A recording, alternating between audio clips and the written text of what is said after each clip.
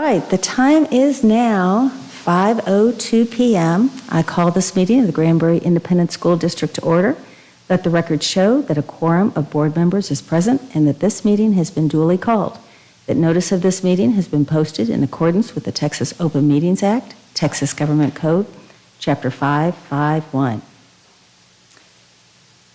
The purpose of we are now going to go into executive session for the following sections: 551.072, discussion of purchase, exchange, lease, and value of real property.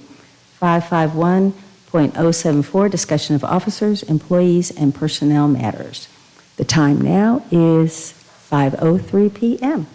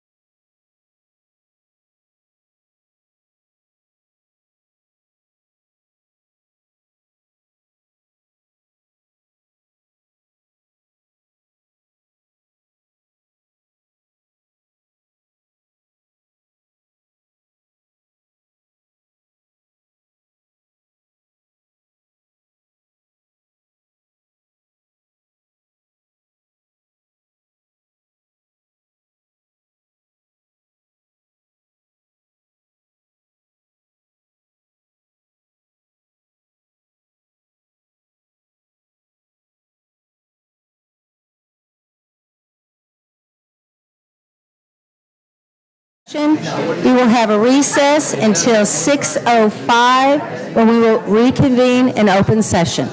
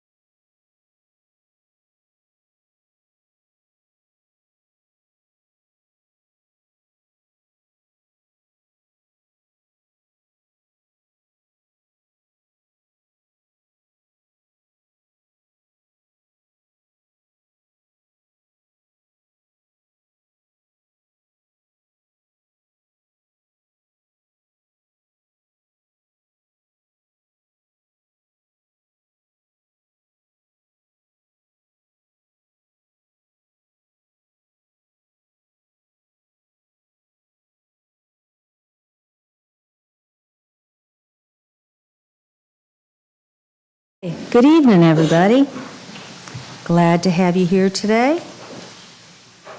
We will now reconvene into open session, and the time is 6:05, and we'll begin with an invocation led by Mark Jackson. Would you bow your heads and pray with me? Loving and gracious God, you are indeed the giver of all good gifts, and we thank you today for all your blessings, for the successful outcomes of our school events, and for all our staff members, both the teaching and support members. We ask that you bless them abundantly, and we continue to seek your wisdom, Lord, your guidance, courage, and strength.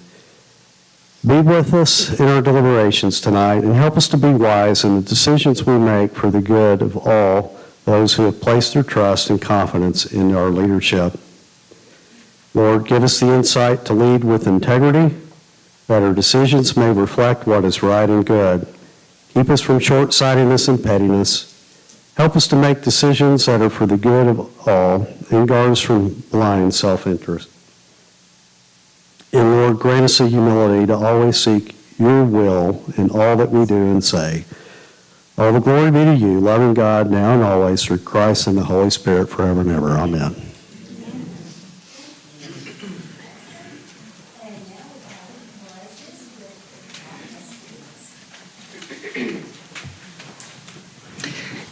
Good evening, school board and Dr. Glenn. If you have not met me yet, I am Melissa Shipp, the assistant principal at Bacchus, and I have two fantastic fifth graders with me today. I'm going to let them introduce themselves and we'll do our pledges. Hi, I'm Asher Baker. And I'm Madeline Abels.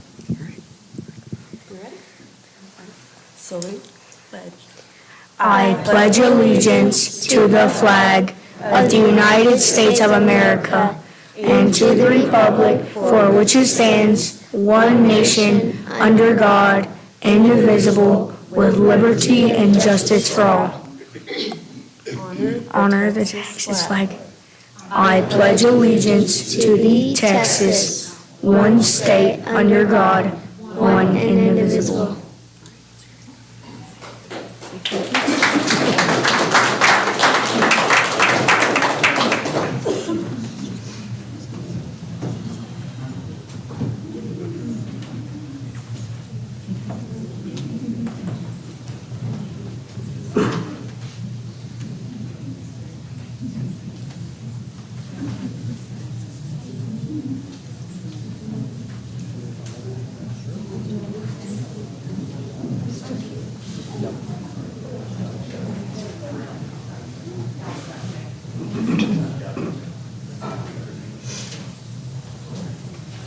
And are the parents of these two students out in the audience today? If you could raise your hands. Thank you so much.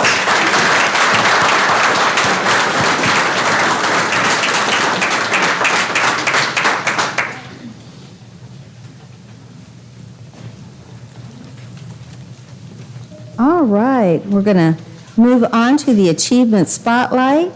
And we have Oakwoods Elementary Principal Chelsea Gibson with Area Spelling Bee winner.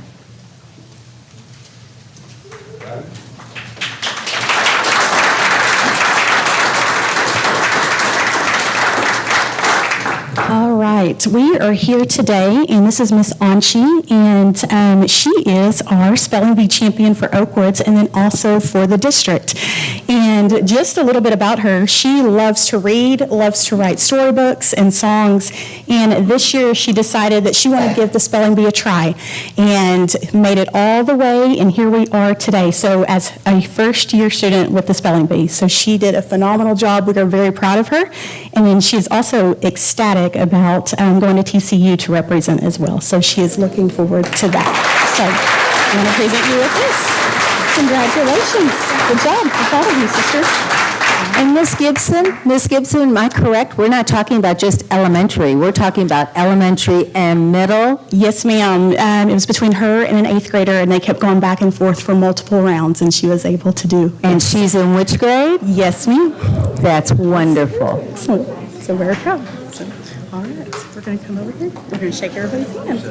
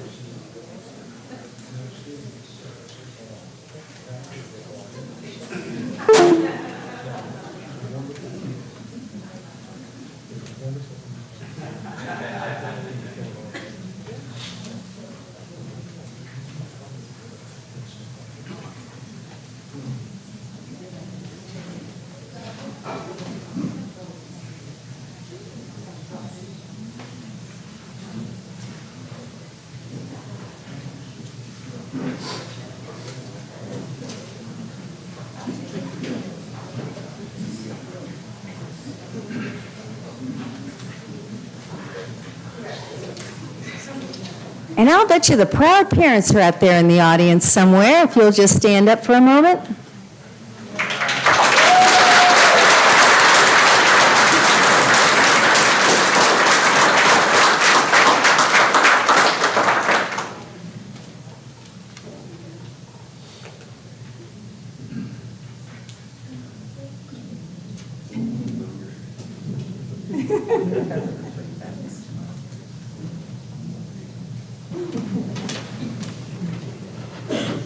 Okay, next on our Achievement Spotlight tonight, All-State Dancer, and that's going to be presented by our Granbury High School Stowaways Director, Shelby Sargent.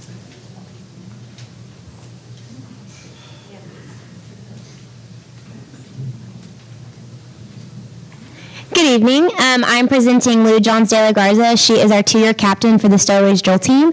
And this year she joined 244 Texas dancers from across the state to represent our team at the Texas Dance Educators Association convention in January. And it's a very high honor. And she represented Stowaways with grace and hard work and dignity, just as she does every day in school. So it's my pleasure to present her, and I'm just very proud to have her as my captain. And just the job that she has done this past January, representing our team, our district, and just Pirate Pride. So, this is for you.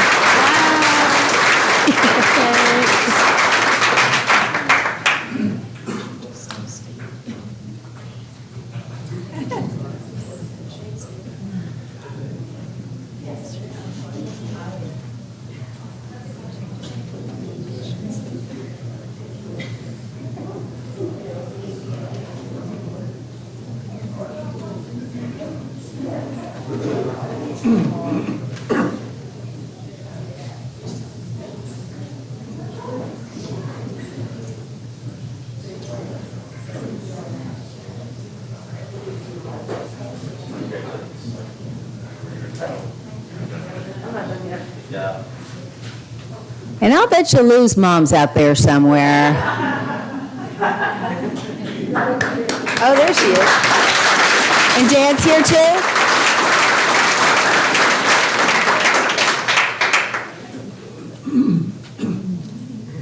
All right, we've got some pretty spectacular kiddos here today. Next, Fort Worth Stock Show Art Contest winners. And that is going to be presented by the Granbury High School art teacher, Kelsey Daffin.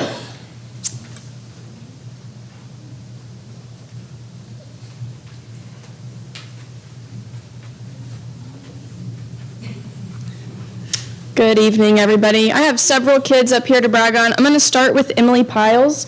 Emily actually represented Granbury High School individually, so she was one of over 200 kids in her age group, and she placed 6th place. It's one of 14 individual wins in the last 30 years for Granbury ISD.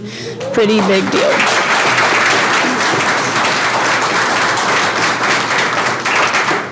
I also had 8 other very talented artists who submitted together as a class portfolio, and we took the win this year, which helps our department win $5,000 for supplies, and it's the 25th win in the last 30 years.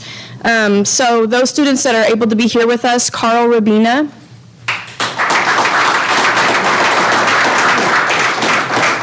Lucas Brown,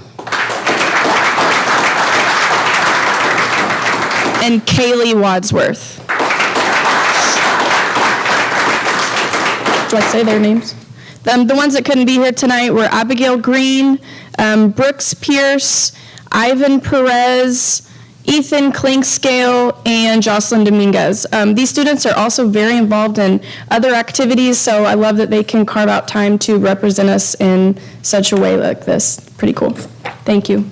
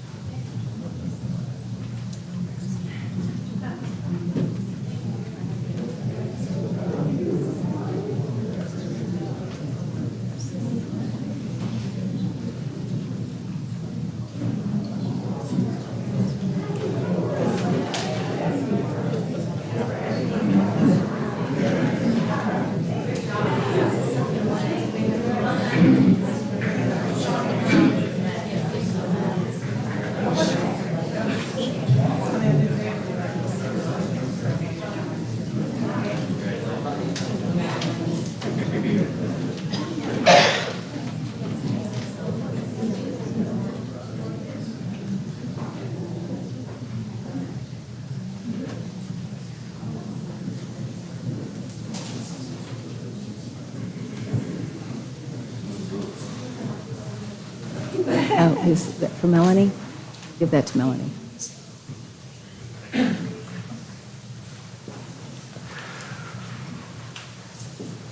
And I bet you there's some proud parents of these youngsters as well. If you'll stand up.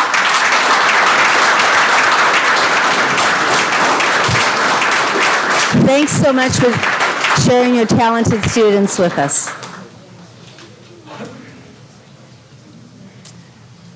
All right, and there's more.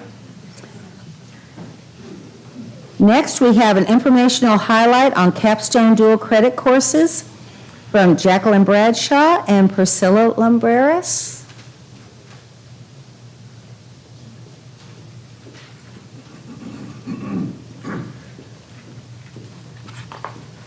Good evening. Thank you. We're here to talk about the AP Capstone program that we are hopeful will launch at Granbury High School fall of 2020. The AP Capstone Diploma Program equips students with the independent research, collaborative teamwork, and communication skills that are increasingly valued by colleges and, of course, are necessary for career readiness as well. The AP Capstone courses are skills-driven, offer student choice, and incorporate through course performance tasks that are completed during the spring semester, which are locally scored and externally validated by the board and members of our community. Students can and are encouraged to choose topics connected to other AP classes they are most interested in for further exploration and deeper understanding, which is attractive to some students. We like to call them, passion projects. The seminar overview that I would be teaching the AP seminar, and Ms. Lumbreras would take the AP research. So seminar is a foundational course that engages students in cross-curricular conversations that explore the complexities of academic and real-world topics and issues by analyzing multiple and competing viewpoints. Students would be encouraged to explore topics through interdisciplinary lenses of choice, such as scientific, historical, economical, science with Mrs. Lumbreras, for example. So they would go from me and then they would matriculate to her in her research course the next year. Using an inquiry and investigation or investigative framework, students would practice reading, analyzing articles, research studies, foundational literary, philosophical texts, etc. Students learn to synthesize that information from multiple sources, develop their own perspectives in research-based written essays, deliver, design, and perhaps one of the most exciting aspects would be to defend oral and visual presentations both individually and as part of a team in front of other, not only members of our high school, but members of the community too. So it's sort of like a foundational course for a pre-master's program. Ultimately, the course aims to equip students with the power to analyze and evaluate information with accuracy and precision in order to craft, communicate, and defend compelling, evidence-based arguments as they make connections between various issues in their own lives. So we would love for this to launch fall of 2020. Ideally, we would really like to see at least 10 students enrolled. And we are hopeful that that would double by the next year. We've seen dual credit take off. There's something about choice that's important for students, and I think there are plenty of students to go around and share. And the prerequisites, there are no prerequisites for seminar, for AP seminar, as a foundational course, but there is a prerequisite for the AP research. They'd have to take the seminar course first. I think it would definitely benefit our students to come with strong reading and writing skills, but at a minimum, students that are curious, passionate, and possess grit are welcome and will do just fine with us if they have that.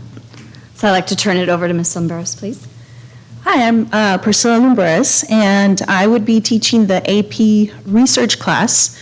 Currently, I do projects that pretty much set the foundation of this course. The problem is that the kids that participate in this do it on their own free time, so they come and sit with me during lunchtime on Saturdays. I open the lab for them.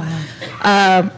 Probably the best shining example of the student that we aim to create through this program is Scout Skaggs, Google her, you will see the long list of accomplishments that this young lady has done. And in sitting with her this week, she's a senior now, and looking at the time that she has dedicated to this, and just looking at the time that she actually logged, she has put in about 386 hours into her research. Yeah. If you think that a school year is about 180 days for the kids, she has pretty much earned 2 courses worth of work.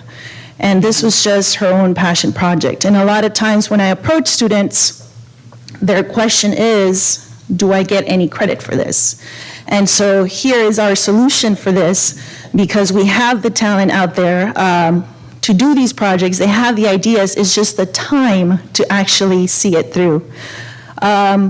My area of expertise is the STEM fields. However, my course would not actually launch until 2023, so that gives me about a year and a half to do the legwork, because honestly, I want this to be student-driven by student choice. And so I'm already in the talks with several faculty at Tarleton State University in the fields of agriculture, music, art, that would be willing to mentor our kids so that they have those experts that they can rely on to carry out these passion projects. At the end of the year, they will have to write a 4,000 to 5,000 word essay, which if this is your passion, it's going to be very easy to do. And the plan is to actually offer a night where the students will present their work, and the whole community will be invited, so you can come and learn from just the amazing work that goes on at Granbury High School. So to the parents that have kids that are 10th graders and below, we're going to be recruiting. So keep your eye on the news, and we'll be out there. Thank you. Excellent. Oh, any questions? Sorry. Does Well, we anybody want have any to questions? recruit Yes. Ansi. Yes. She's on our list already. Yes. Ladies, I had a question. You said that the prerequisite was the seminar course. Is it an AP credit also, and then they go into the practicum and there's Yes. AP credit? So there's an opportunity Right. twice there. Yeah, so they would go with Ms. Bradshaw first and get the foundation from her, and then once they get credit for her course, then they come to me. And we would Thank be you. working in close connection with one another to align. Well, as soon as you said something about SCAG, she had me. I mean, she was just phenomenal, and the work that you put in for her and with her was just fantastic. I'm excited to see what the future looks like for this particular. Absolutely. So thank you very much. Good job. Thank you.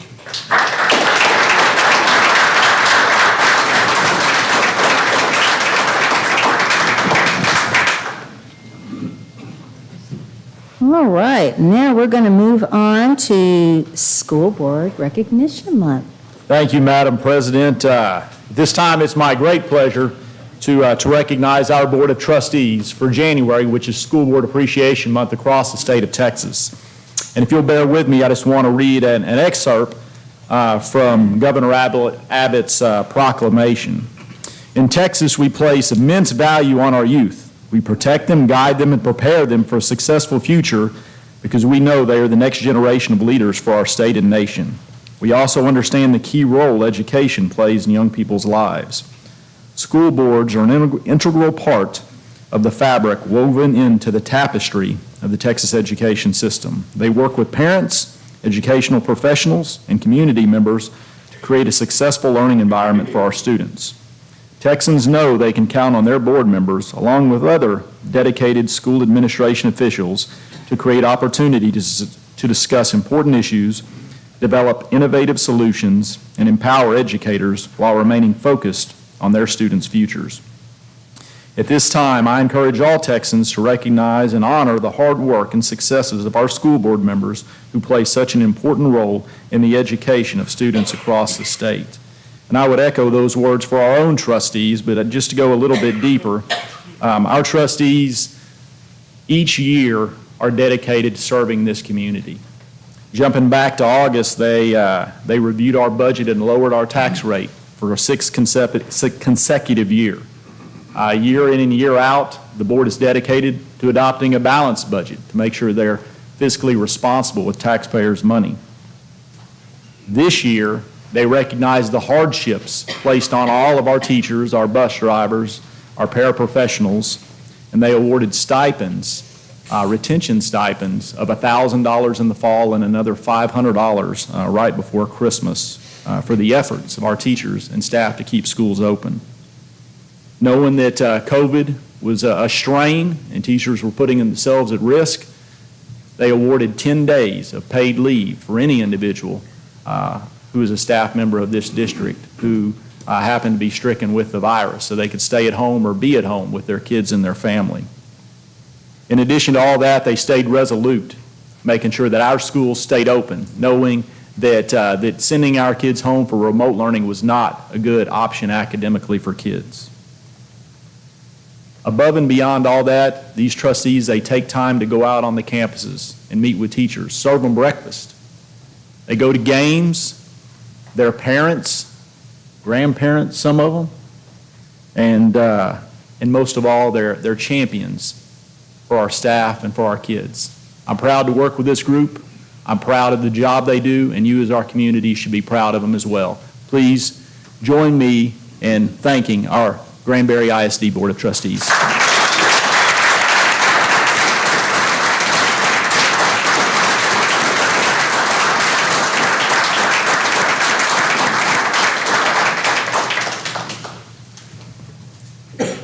Well, thank you, Dr. Glenn, and thank you, audience today. I don't think you're going to find anyone on the board that does this for anything out of complete love for the children of this community. That's why we're here. That's why we do it. Trust me, it's not the pay.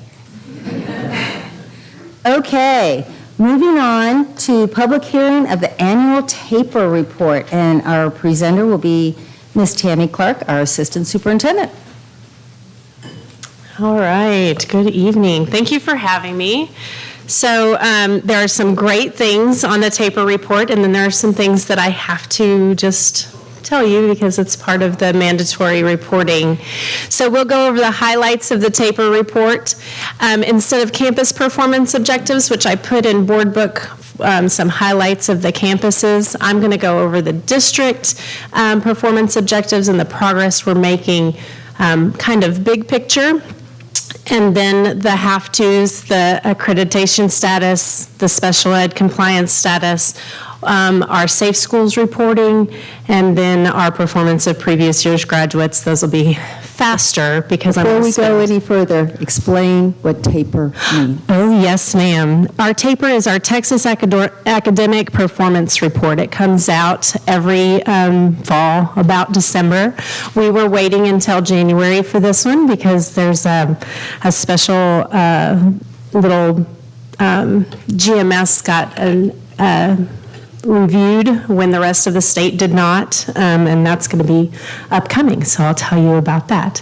The glossary link you can get online, and it was also in board book as well. So some of the highlights that you'll see as we go through this is GISD in 2021 outperformed state and district average passing rates across the board. And then something that is we've been focusing on, our emerging bilinguals also outperform state and district passing percentages on all of our academic tested areas for all approaches, meets, and masters. So that's quite an achievement.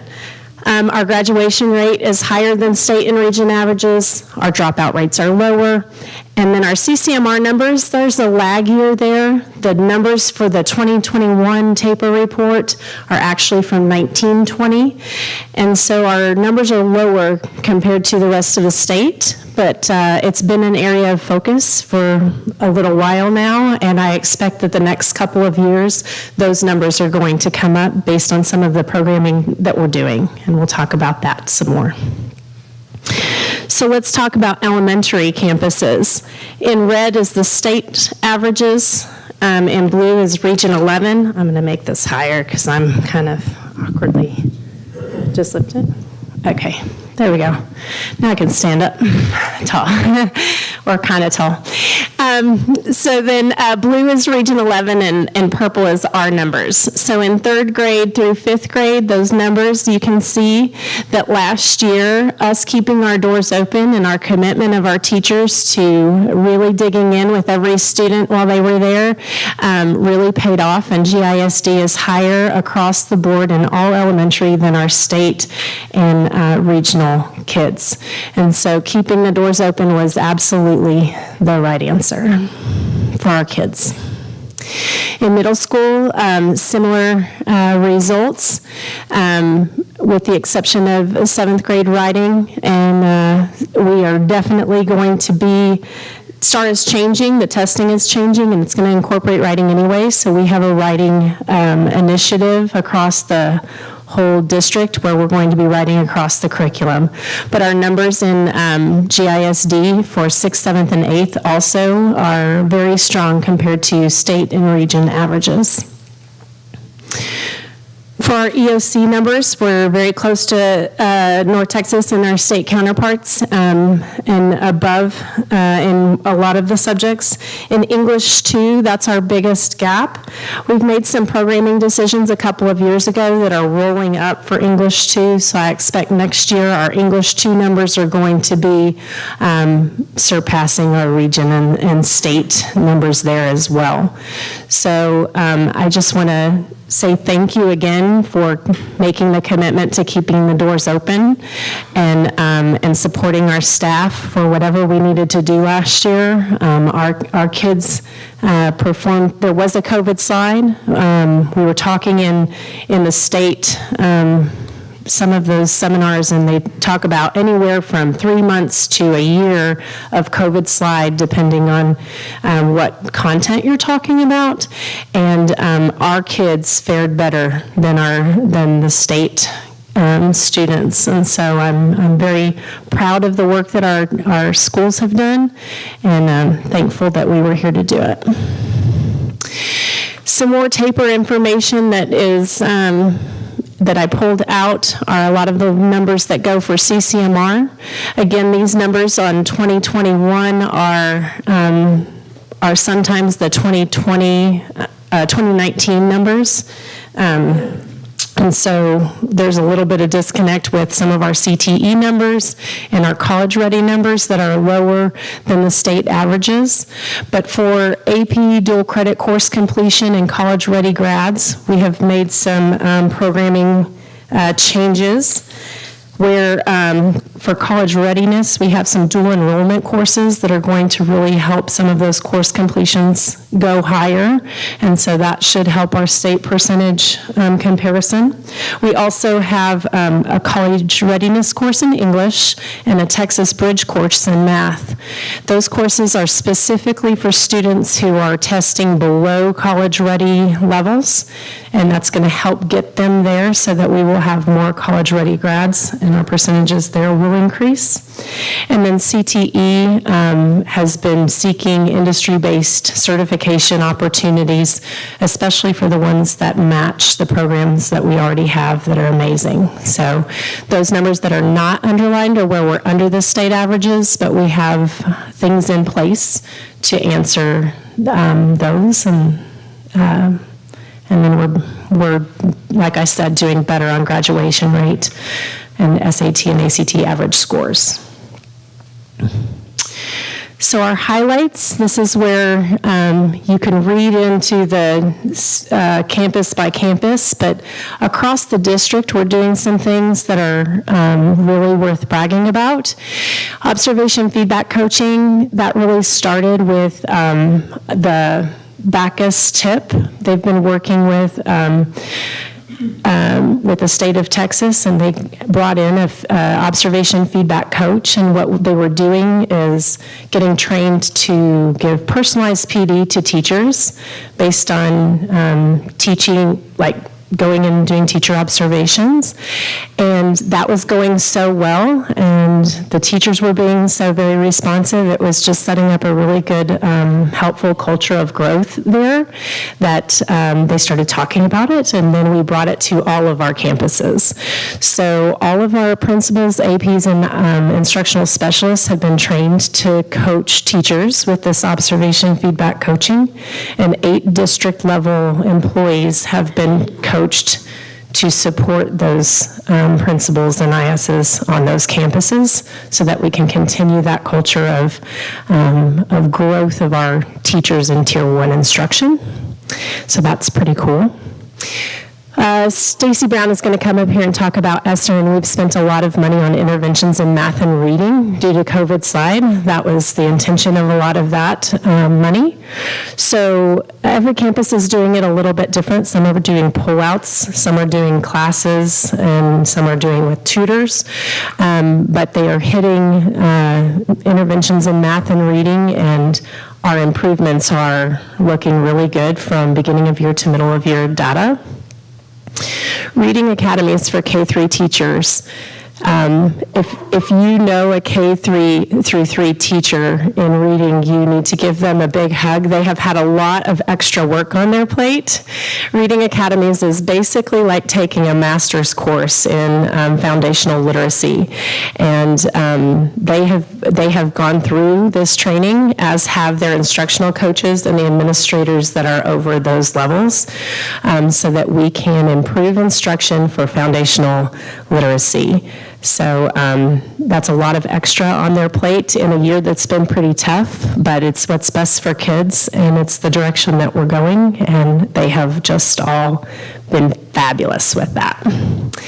And then there's some really engaging parent and community partnerships that have happened. We have guest speakers from NASA that have Skyped in, NFL athletes. Emma had a fireman come and talk, and some authors come and talk, and so some community partnerships like that.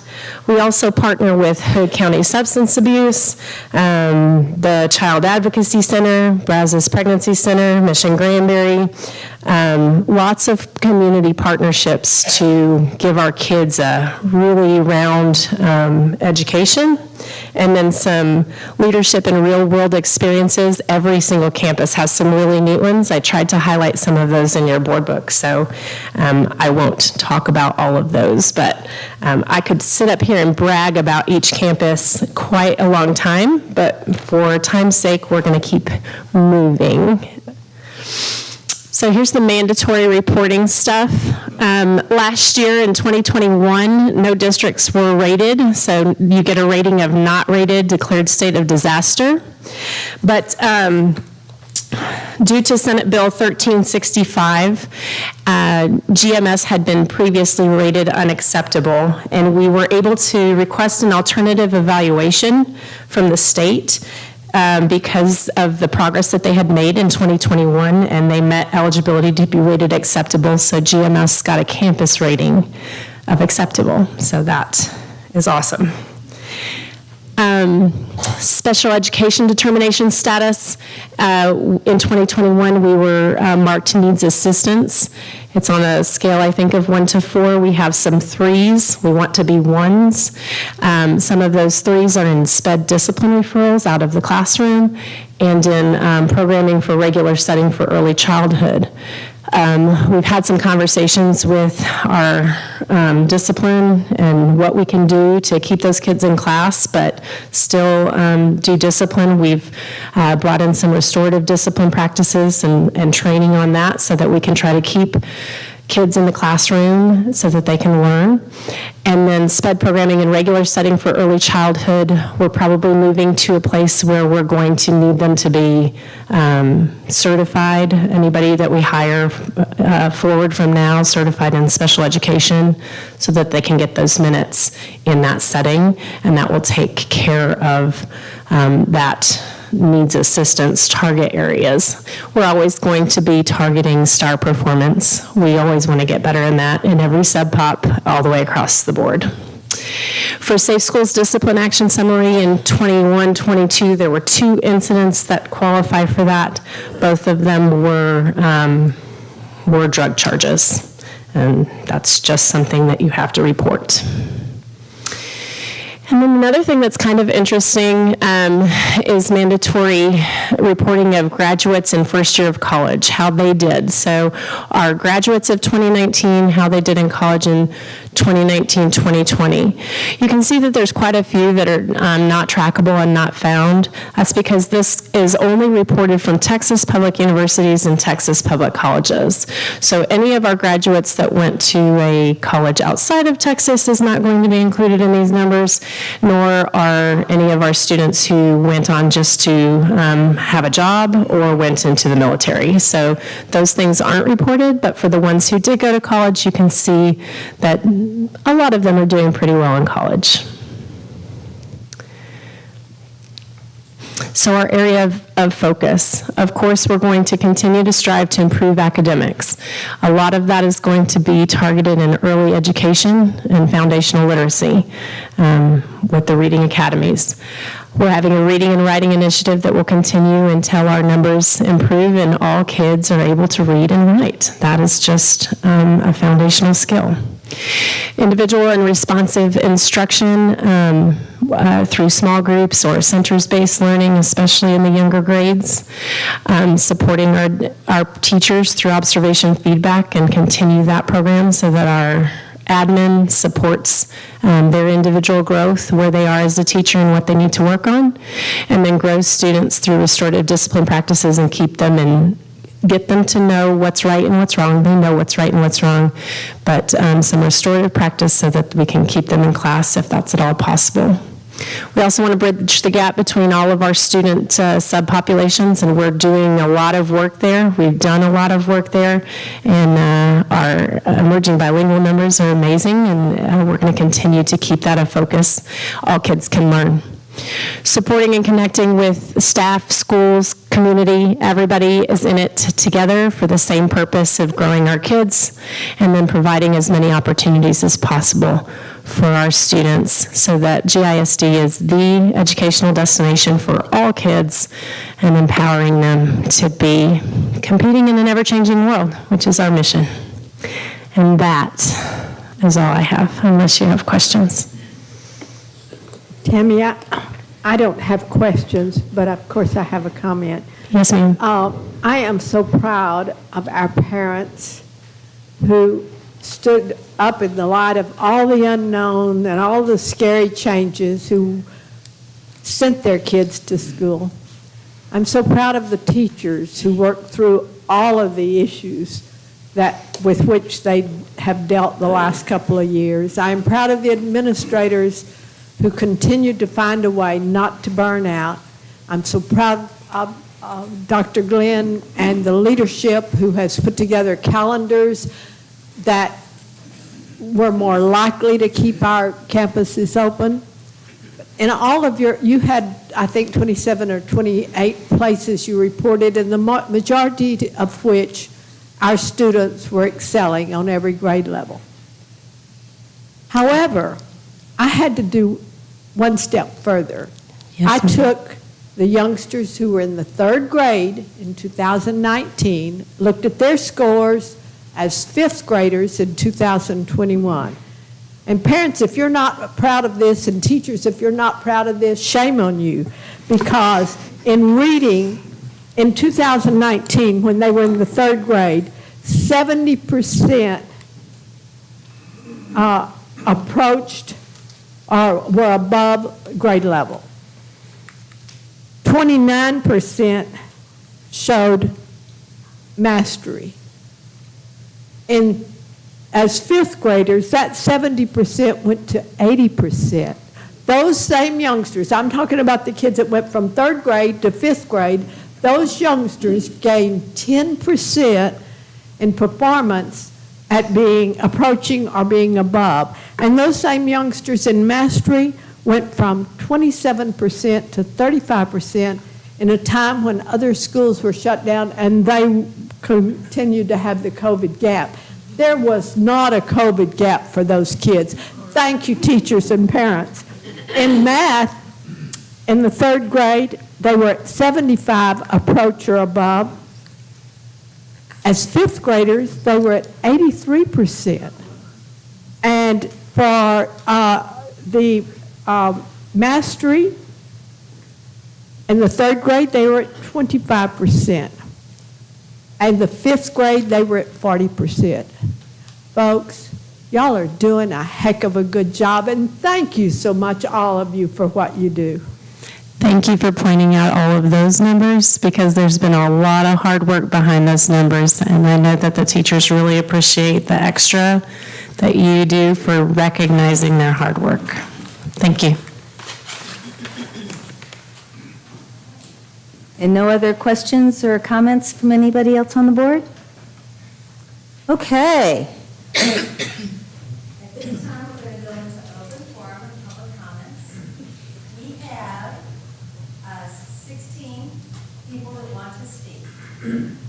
At 5 minutes apiece, we'd be here over an hour and a half.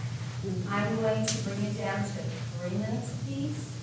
If anyone wants to continue asking and talking to us about it after the meeting, I'm sure that we have board members that were willing to talk with you. But we're just doing 3 minutes per person. I'm going to read the guidelines for public comments at a regular board meeting. Comment cards have been turned in. They are not transferable to other speakers. Citizens may address agenda or non-agenda items in their public comments at a regular board meeting. Comments addressing agenda items will be heard at the beginning of the meeting, and they have allotted for 30 minutes, but we're just going to go ahead and do them all at 3 minutes each.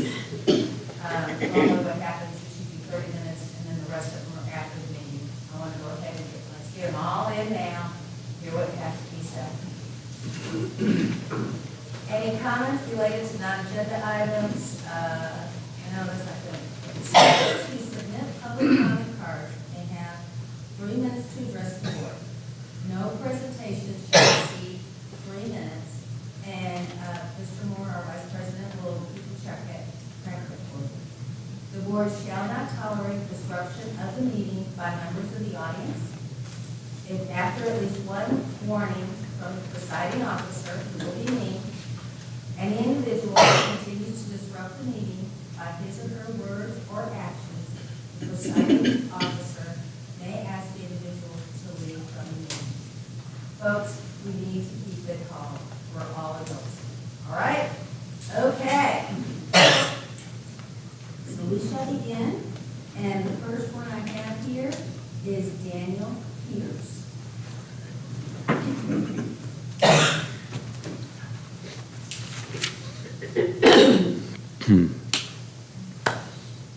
Charlie? I didn't know if there was a clock. Usually the county commissioners have a clock. Am I going to get a? Cool. My pleasure. So I don't like coming down to here and talking about these things because it's unpleasant, because people want it to be unpleasant. So I'm not really going to speak too much to the people of the board or the people here. I want to speak to whatever few queer kids are actually in Granbury School District. I want you to hear from somebody who made it out of here and who has come back. And I just want you to know a few things. I want you to know a few things about the people who are pushing this, who are trying to get books yanked out of your high school library, who have spent years trying to get books yanked out of the public library. One of the people on this board basically campaigned into that, based off of that activism. And just a couple things about me. I graduated in '99. I'm a high school alum here. I'm bisexual. And I knew some of that when I was in high school, but I couldn't let myself know that. I had to live in a state of denial and self-hatred for years bearing it. And that's really what's at the heart of what's happening here right now and what's been happening for a while. There are people who want us to hate ourselves because they hate us. And I hope you who are in high school here take that to heart. When you allow them to program you to hate yourself, you are giving them victory. It is difficult to deny them that victory quite often, especially as a young person who has so little to grasp on in the world. But it's worth it, and I hope that you survive, and I hope that you find that victory, that you deny them their victory. You see, they hate us usually because they hate themselves, or they hate someone in their life, or they're just hateful, poisonous human beings. And gay people are an easy target and always have been. That's just the reality of our world. I want you to know a little bit about queer life. I'm one of the most vanilla, conventional, boring, bisexual white men that is out that you will probably ever meet. That doesn't matter. The people who hate us will never love you if you lick their boots, if you pattern yourself after them. I've spent a large chunk of my life trying to understand this complex, this dynamic, how to understand myself reflected in other people. It's very difficult, and I can't offer you a lot of details because being a young person now, I have to assume, without children of my own, is incredibly difficult with the internet. And I want the parents in this room to know that whatever our political differences, which are almost certainly severe, you have, is that me? Can I say finish the sentence? You have my sympathies, because it's incredibly difficult to raise children now, and it will probably only continue to get more difficult, completely independent of people's political opinions because of technology. Thank you for your time. Thank you, Mr. Peters. Next, and if I pronounce names wrong, please forgive me. Darcy Welch. I'm sorry, Darcy.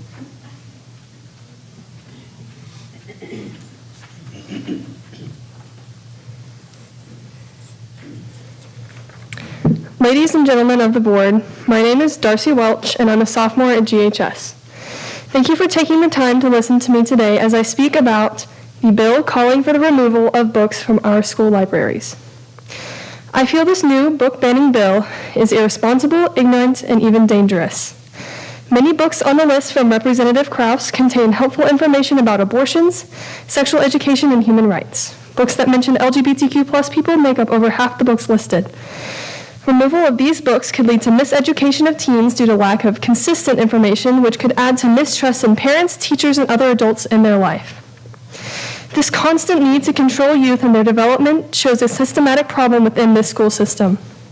So many histories, such as those of LGBTQ+ people, Indigenous people, and that of the true history of our country will be erased if this book ban follows through. One of Granbury High School's own seniors, Kennedy Tackett, started a petition to stop the book ban. In just 4 days, it had already gotten 646 signatures. One of the most liked comments on the petition came from GHS senior Caitlin Sucampo. Quote, "I don't need others to decide for me what's comfortable and appropriate for me to read. I'm here to get educated, and I should be able to go to my library for the necessary resources to do so. Stop censoring my education. Uncomfortable with the book you picked? Close the book and put it back on the shelf." End quote. What is the board hoping to achieve by bringing this into fruition? Why must anyone decide the acceptable level of comfort before a book is removed from the shelf? Among other comments on the petition, one student mentioned that, quote, "Any and all forms of book bans are attacks on educational freedom, and librarians should not be discredited in their ability to choose books that are appropriate and educational." End quote. In conclusion, this ban would have adverse effects on the well-being and education of our student body. As students, we deserve a complete education free from bias. We want to learn about things that may not be the prettiest or the most comfortable, but we as students are entitled to complete knowledge, not information that has been disseminated. Thank you for your time. Thank you very much, Darcy. Next up, we have Kennedy Tackett.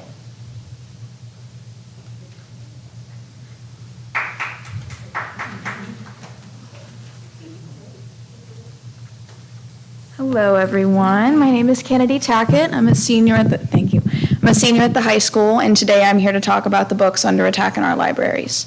I want to start this out simple. The job of the superintendent and the school board is to not only protect the students in this district, but to make them feel like they have a place in this community. But I got to tell you, from what I'm seeing so far, you are failing at your job. When I caught wind of the books being torn off the shelves at the high school's library, I was astounded. I looked further into the situation, discovering that there was a committee soon to be formed to review the controversial books of the Krause list. The fact that a committee is being formed in the first place is a major issue.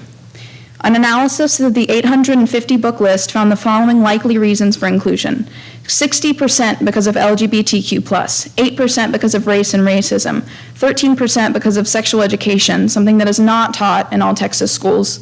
Mind you, these books are educational, not pornographic. I'm enraged that these harmless books are being attacked, and I'm not alone on this. I created a petition on Friday morning to allow other students and members of this community to have a voice where they may not be heard elsewhere. As of 3 p.m. today, we have 654 signatures with lots of comments from supporters. I want to read a few of these to you from students. One writes, "I don't need others to decide for me what is comfortable and appropriate for me to read." Another writes, "Blatant racism and homophobia is easily seen in the choices of the books they are trying to ban."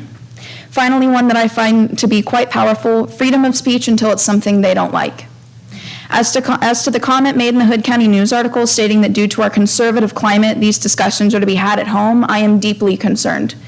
Because of these, first of all, because we are in a conservative climate, those conversations are not really had. Trust me, I walk through the halls of the high school every day hearing nothing but slurs and derogatory comments towards the minority groups included in this list. Second, it's plain and simple. If you don't like it, put the book down. No one is forcing you to read it. Stop the censorship in our district. Wake up to the reality that we are all different and we should all embrace each other with love, not blatant hate. Thank you. Thank you, Kennedy. Next, we have Lori Yanish.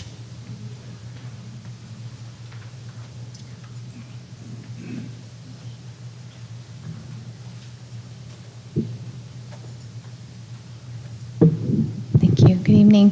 Good evening. I've been an educator for 13 years. I'm a parent of 2 kids in the schools here. I really just want to take this opportunity to thank you for your dedication to our kids, for making the difficult decisions and addressing these issues with the kids at heart. To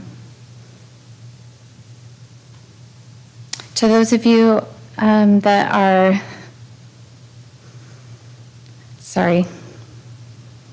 to those of you that are upset about the removal of the books, I just want to remind you that kids do not see things, hear things, or experience things the same as you and I do as adults. And to many kids, this content is shocking, it's confusing, and it's even disgusting to them. And honestly, I feel like it should be to you too. So again, just thank you for standing up for us and helping us to protect our kids. I know it's a difficult job. Thank you, Lori. Next, we have Linda Hassong.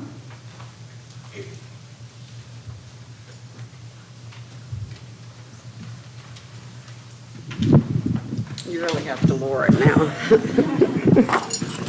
Good evening. Removing pornographic or sexually explicit content from our school libraries is absolutely the right thing to do. Our tax dollars fund the materials therein, and therefore books that are not appropriate for our children have no place in the shelves of our library. If parents want to expose their children to these things, then by all means do it in their own homes. I'd like to know how the books arrived in our school libraries. Who's in charge of the books? What is the process for vetting books? So what is the district's policy regarding ordering, vetting, and placement of books at this time? Thank you, Linda.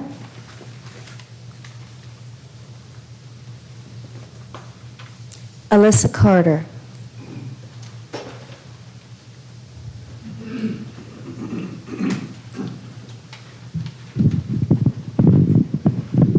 Hi, my name is Alyssa Carter. I'm a student at GHS, and the issue I'd like to address today on the stand is the misinformation being spread like a wildfire in our community in our schools.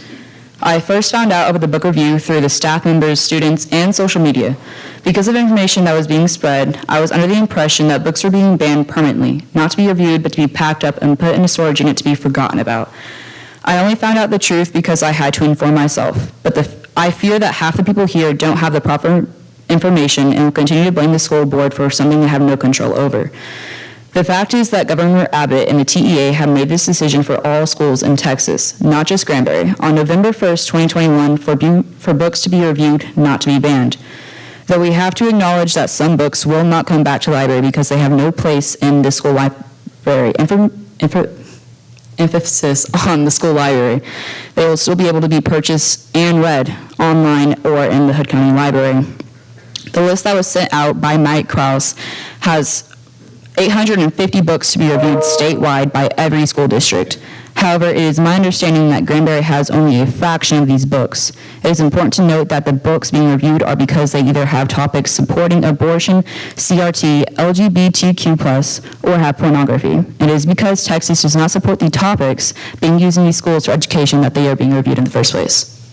Thank you. Thank you, Alyssa. And next we have Mindy Teckett.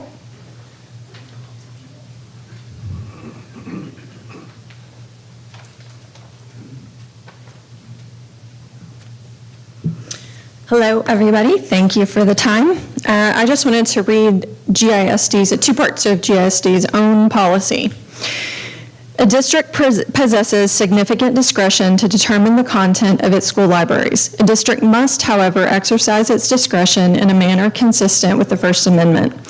Students' First Amendment rights are implicated by the removal of books from the shelves of a school library. The district shall not remove materials from a library for the purpose of denying students access to ideas with which the district disagrees. A district may remove materials because they are pervasively vulgar or based solely upon the educational suitability of the books in question. That's the Supreme Court in 1982. The second part of the policy is the following principles shall guide the board and staff in responding to challenges of instructional resources. A complainant may raise an objection to an instructional resource used in a school's educational program despite the fact that the professional staff selecting the resources were qualified to make the selection, followed the proper procedure, and adhered to the objectives and criteria for instructional resource set out in this policy. A parent's ability to exercise control over reading, listening, or viewing matter extends only to his or her own child. Access to a challenged resource shall not be restricted during the reconsideration process, except the district may deny access to a child requested by the child's parent. The major criterion for the final decision on challenged resources is the appropriateness of the resource for its intended educational use. No challenged instructional resource shall be removed solely because of the ideas expressed therein. Thank you. Thank you, Mindy. And next we have Chris Tackett.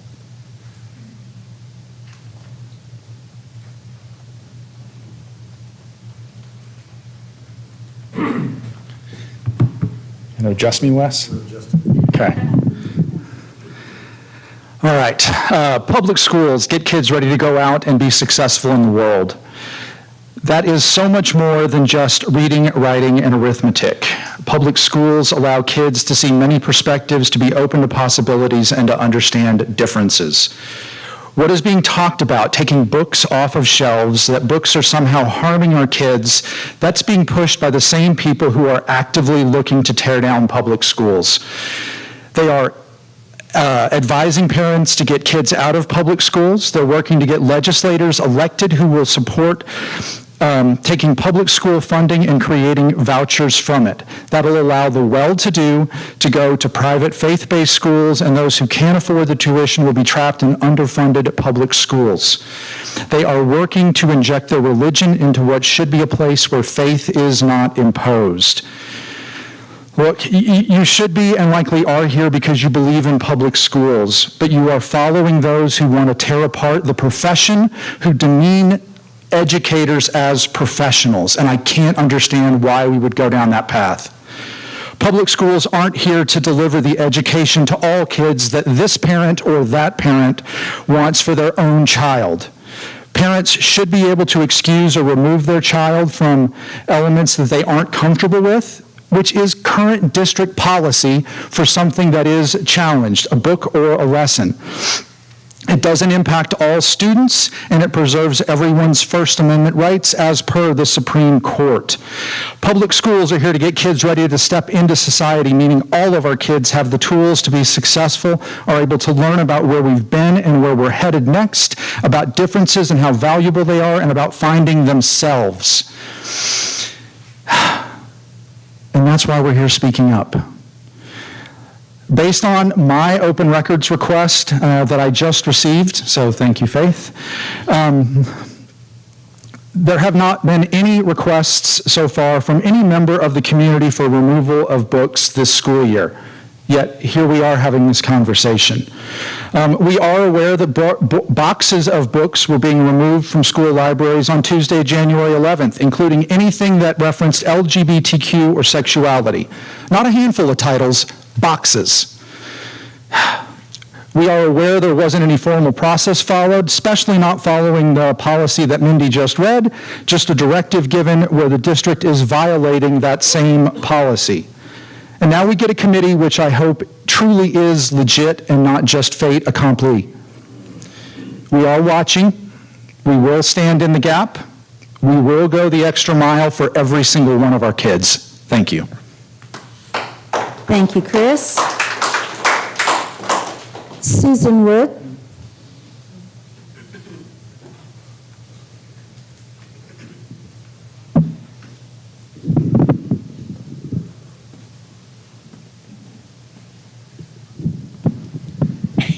Thank you.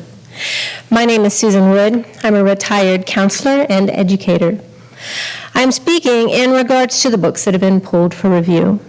Let me first say I believe it is the right of every parent to tell their child whether they may or may not read a particular book. I am, however, strongly opposed to telling another person's child what they may or may not read. The freedom to choose what you want to read is the ultimate expression of liberty. Imposing your standards and beliefs on the community at large is not acceptable. The school is here to serve all students, and the books are available to those students should not limit them. When a student reads, they are able to expand their understanding beyond the confines of their current situation. Studies show students who read develop more empathy, that they gain the opportunity to walk in another's shoes. Reading can show us different viewpoints and life circumstances. We can see the world through another's eyes as another ethnicity, culture, social class, gender, profession, or age. Books can tell us what it's like to lose a limb, immigrate to another country, be born into poverty, to survive tragedy. Taken together, this can change our relationships with others in the real world. I'd like to close by reading a quick excerpt from Forged by Reading by Beers and Probst. The only way to avoid discomfort is to avoid the issues. If we can avoid talking about and reading about problematic matters, issues that might require us to rethink values and assumptions, then we won't feel the discomfort that such difficult thought might entail. If we banish from our minds, from our libraries, and our classrooms any examination of politics, religion, race, environment, sex, justice, and the like, we might protect ourselves from the possible discomfort we might experience. All we have to do is trivialize the curriculum to the point that few will be bothered by anything. If we can make instruction completely insignificant, utterly irrelevant to anyone's emotional and intellectual life, then absolutely no one should rise up to protest the threat we pose to treasured beliefs, valued affiliations, or well-established habits of thought and action. Total irrelevancy, absolute insignificance, and unwavering stasis are effective strategies for avoiding the discomfort of thought and change. Please, don't let education become irrelevant. Thank you. Thank you, Susan. Isabella Guzman.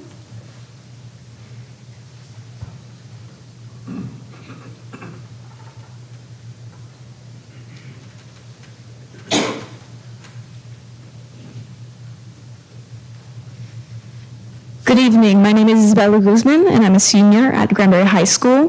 Whenever I first heard about this book banning, or we are aware that it's not a book banning, but more of a book review, we do know that, I didn't really, at first, I didn't care all that much because I'm a senior. I graduated in 4 months, and I thought nobody really goes to the library much anymore. But now, more that I thought about it, the more I realize how ridiculous this is. I am queer, I am brown, and I'm very proud of that. And I am well aware of the censorship that has happened to my people over the centuries. I'm well aware of this, and I think it is horrible. And I don't think that little children should be shocked or disgusted by our identities and by the books, and even people who don't identify with those identities. There were books. One was called I'm Pregnant, Now What Do I Do? For teen pregnancy, sexual education, which we don't have at the high school. We have no sex ed. So teen pregnancy, sexual ed, LGBTQ+, like love stories and safety and race and activism, which has been so important in my identity as one that is the direct result of colonialism and the survival of my people. And I think it's disgusting that even in 2022, we still have to have these discussions about censorship. Thank you. Thank you, Isabella.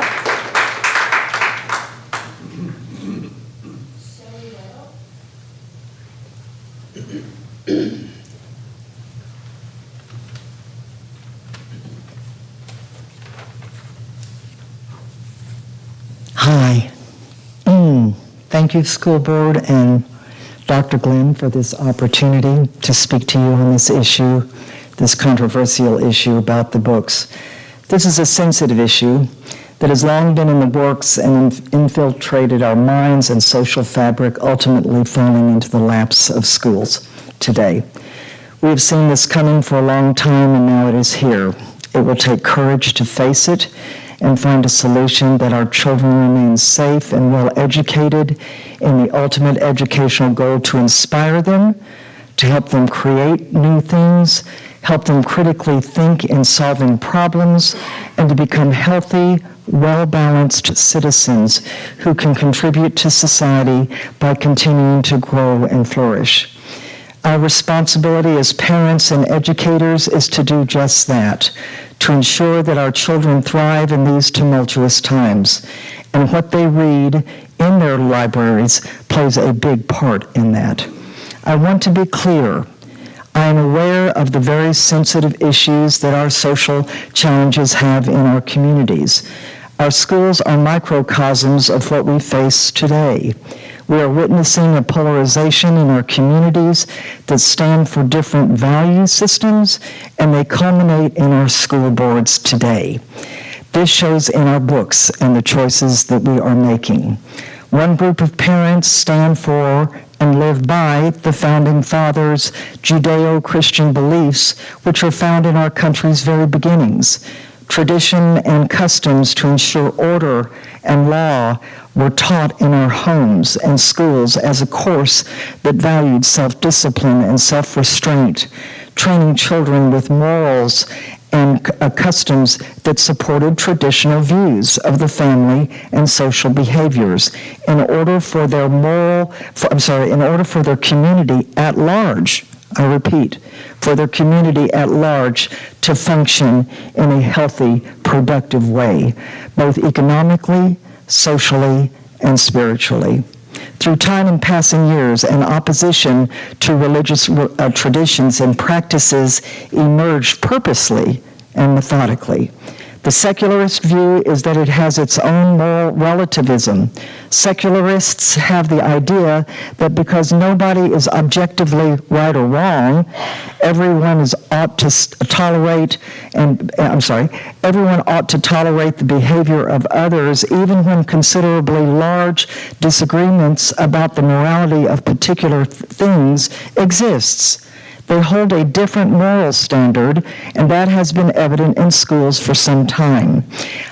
I see a society that has evolved in the last 50 years that came from a Judeo-Christian foundation that our founding fathers evolved to now a very secularist relativism. I think we need to review the books carefully, thoroughly, and I hope we can get some information on what those books are, who comprised the group or the committee that you put together, and what were those people that were put on the committee, because everybody's included in this public school decision. Thank you. Thank you, Shelley.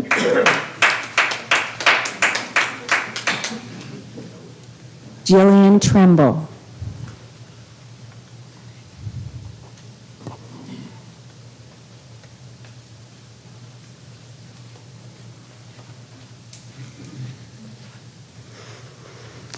Hi guys, big shocker, here to talk about the books.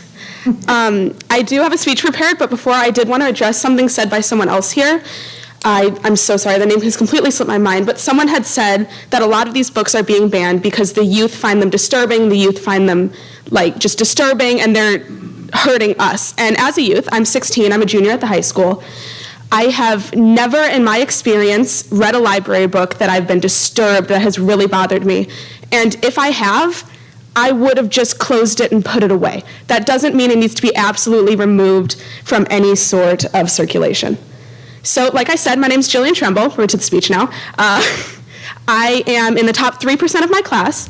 I'm on track to graduate with a multiplier in my degree and with distinction. And I don't say any of this to sit here and talk about myself or to brag, but I simply want to emphasize to y'all who it is that is upset about this book ban. And it's not just delinquents who want to read smut, it's honor students who want access to the full extent of their education. I'm not going to sit here and talk about the complete slippery slope that book banning leads to, because I learned from a book that I checked out from my school's library that I don't need to resort to logical fallacy to make a point. I'm simply going to say that no government, and public school is an extension of government, has ever banned books and banned information from its public and been remembered in history as the good guys. I also want to question, who is making this decision? I count probably, I'm going to say 10 people here. I'm not going to waste my time and count. And then one politician and whoever's on this board, that's under 50 people sitting and deciding the information that thousands of students are going to have access to. And those people, like everyone else, like myself included, are going to be subject to prejudice. I don't mean this in a racial way, I don't mean this in a sexual way, I mean it in the purest sense of the word, being that their opinions are gonna change what books that they think are and aren't appropriate. And I think that that is entirely undemocratic. Opinions should not justify what information children have access to, because we need to be able to see all sides of opinions, whether they're wrong or right, to determine for ourselves what's wrong or right, or we raise mindless citizens. I understand that at 16, I have not yet legally earned the right to decide for myself what is and isn't right for me. What I'm here to question is that I'm not going to throw names because I know that's their livelihood, but I've yet to talk to a single teacher who's happy about this. My parents did not receive anything about this. This was not put up to a vote. So I understand that adults have to make decisions for me, but the community has the right to decide, as opposed to 50 tops people putting in their opinions toward this and limiting everything else. I thank you guys for your time, and I hope you make the right decision. Thank you, Jillian. Next, I have Jenny Thomas.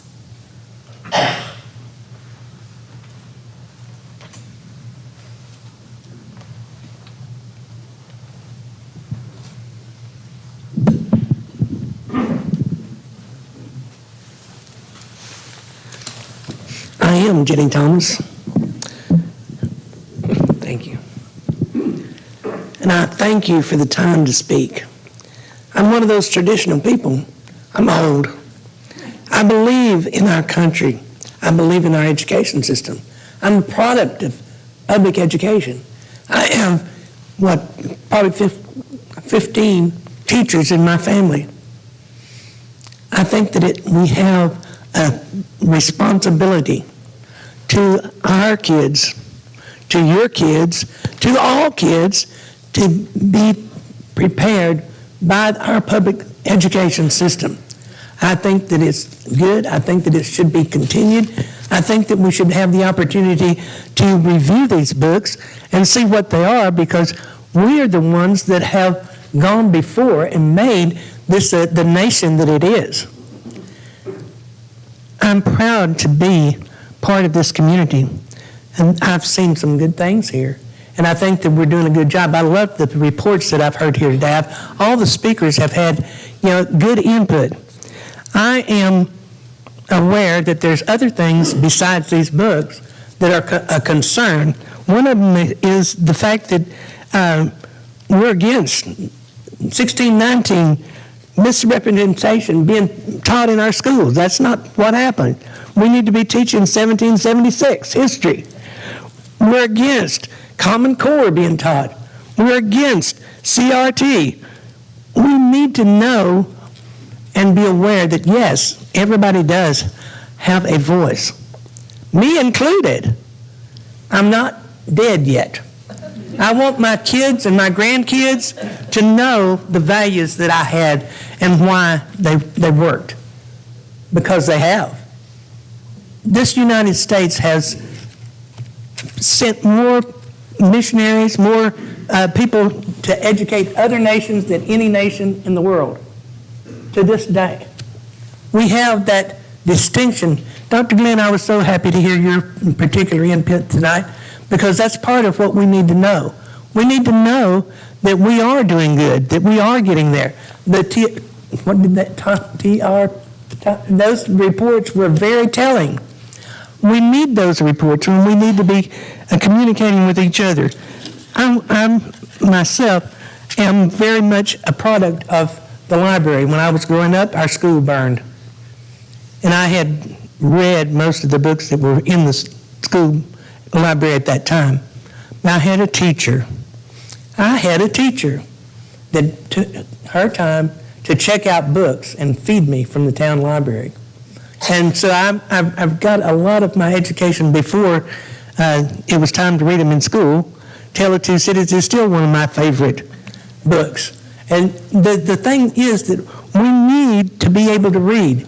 Part of that reading... Ms. Thomas, I'm sorry, your 3 minutes are up. I'm sorry. Let me say one more thing. You can. Where do we see these books that are under review?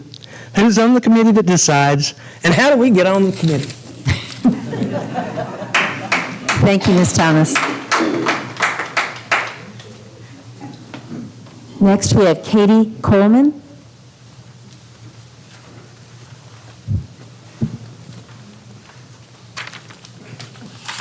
Can you help me out?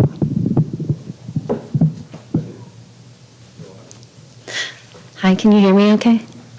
I just want to say thank you to everyone who is here, because it means we all care about the kids, and how awesome is it that democracy works and we can come talk to you guys. So thank you for listening to us. I'm concerned because often what happens when people look over books for review, even if you have the best intention, you're just trying to look out for your kids, I know. It's that only one side of the story gets told, especially because, y'all are all white, and y'all are picking the committee. Are they all going to be white? Can we have some brown people on that committee too? That's extremely important, because we have a lot of brown kids, and we're only going to get more, and their story needs to be told. Representation matters. It's going to affect the way they learn. So we need to make sure that the committee has, that there's oversight, and that there are people who are going to make sure that we're not just going to try to erase identities.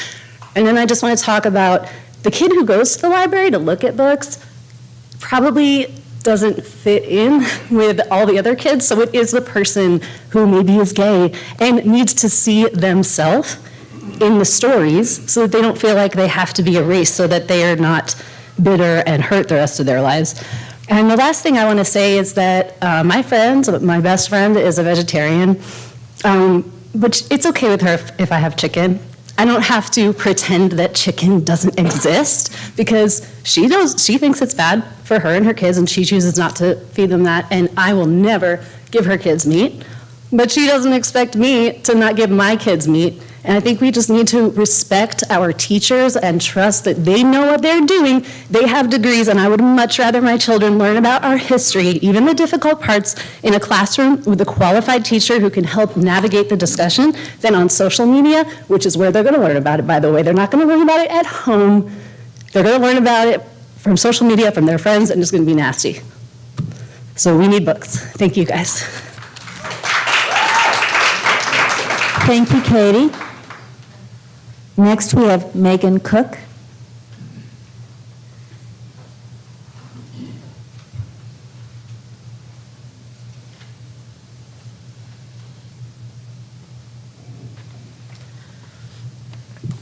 Is it good? Okay. My name's Megan. I have 2 kids in our school district. They're 5th and 7th graders this year. They have grown up in our school district. And one of the concerns that I have about the book review is that as a school district, your role is to remain neutral. That means apolitical and a-religious. And when we look at the list of books that are on this up for review, it is very concerning that in our climate right now, everything is very polarized.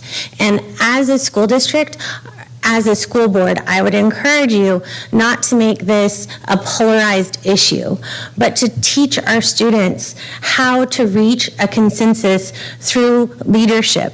And in my mind, that means making it transparent who is on the committee, making sure that the committee is representative of our school district and the diversity that exists within our school district. I think also I would encourage every committee member to read the books that are up for review, and I think that they should also have to offer a justification to us as parents as to why that book may end up being removed from the library. I feel like that is a thorough and objective way to help make sure this review occurs in a way that benefits our children. That being said, books to me offer a whole new world, a world that doesn't exist in my day-to-day. Books are to teach about humanity and empathy and connection, and I feel like when you take that away, especially when you take the representation of LGBTQ students, when you take that out of our libraries, you're hurting that. You're not fostering those beautiful character traits that I want my children to exhibit. So I'm just asking that as we, as a school district, look at these books, that we do it in a way that really honors our students and is a neutral and apolitical and a-religious, because that's, as a public school system, what we need you to be. Thank you. Thank you, Megan. Dave Eagle.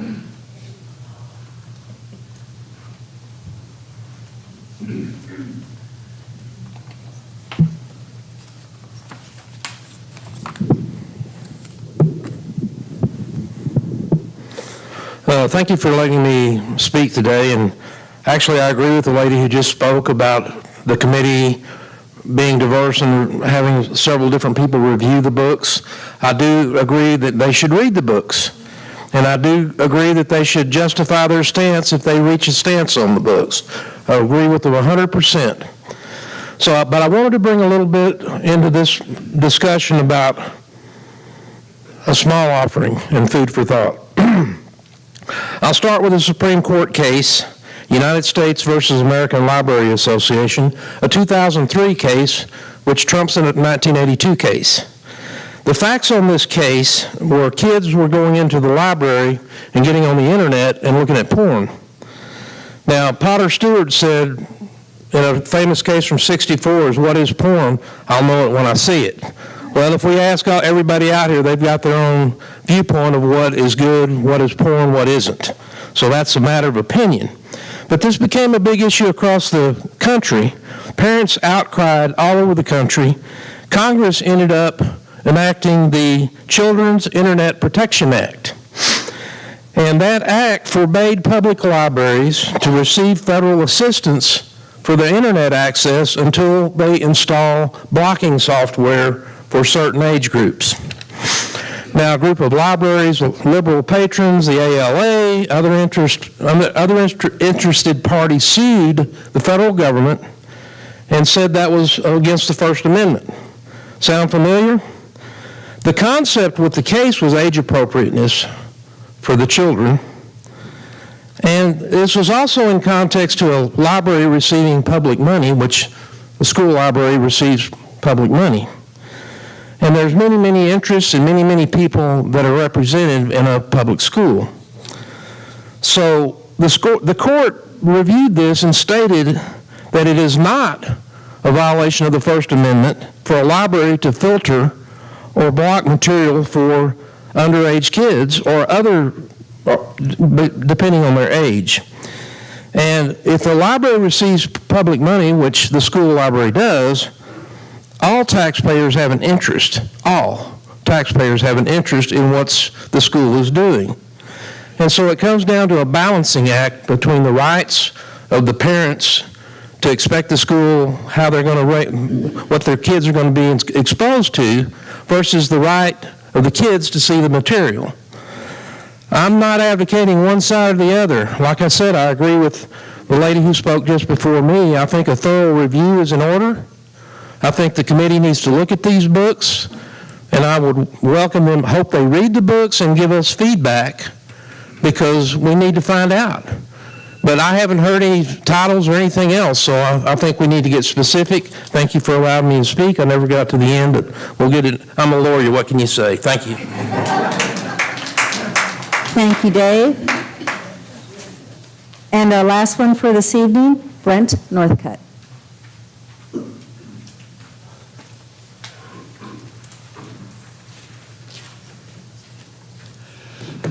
Well, now for a complete change of pace. I'm not here to talk about books. I don't envy your situation there. That's going to be a tough one, I know. But thank you for volunteering for the job. Brent Northcutt. I have Northcutt Farmers Insurance and Investments over on Jones Road, and I'm here to talk about the proposed bond election that I hope the board decides to go forward with. All students are equipped with skills to be inspired, contributing citizens, excelling in any chosen endeavor within a dynamic society. Those words really struck me, and it's more than just a mission statement. It's a plan of action. And not only is it displayed beautifully on the back wall back here, but I wonder how often we consider those words.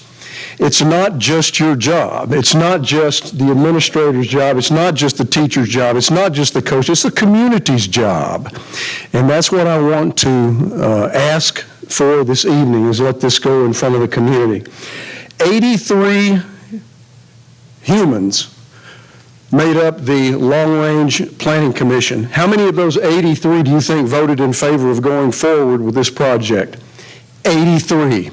You couldn't get that 83 for 83 on any subject if you had a year to put it together, that kind of consensus. The return on the school's investment is amazing when you consider the far-reaching implications of it. I've been in this community over 35 years, and I've heard people say over and over and over, I just want Granbury to stay the same. I don't want to see it grow. Too late. It's not going to happen. I'm sorry, it can't happen. It's going to grow, like it or not. What do? We got to manage the growth. When businesses come into town and they look at, or individuals come into town to relocate, we're like the three best small town 3 years in a row from USA Today. People are going to come wanting to be part of that. What do they look at when they come here? They look at hospitals, they look at roads, they look at available workforce, they look at the school district, and becoming an education destination, a 4-for-1. This is what the Long Range Planning Committee has come up with. An education destination. The growth that we're seeing in this community is phenomenal, and it's going to continue. We've got to manage it. We've got to get out in front of it. We know what happens when we don't get out in front of it. We can talk about wastewater. We can talk about traffic. It's not a pretty picture. We've got to get out in front of this. My clock timer has crickets because that's usually what I hear when I stop talking. And that's it. Okay, may I summarize very quickly? Okay, let's put this in front of the voters. Time is of the essence. We're only going to grow and get out of room. And by the way, money is still on sale. It's going up. The longer we wait, the more expensive this is going to get. I sure hope the board decides to go forward in the community for a vote on this issue. Thank you.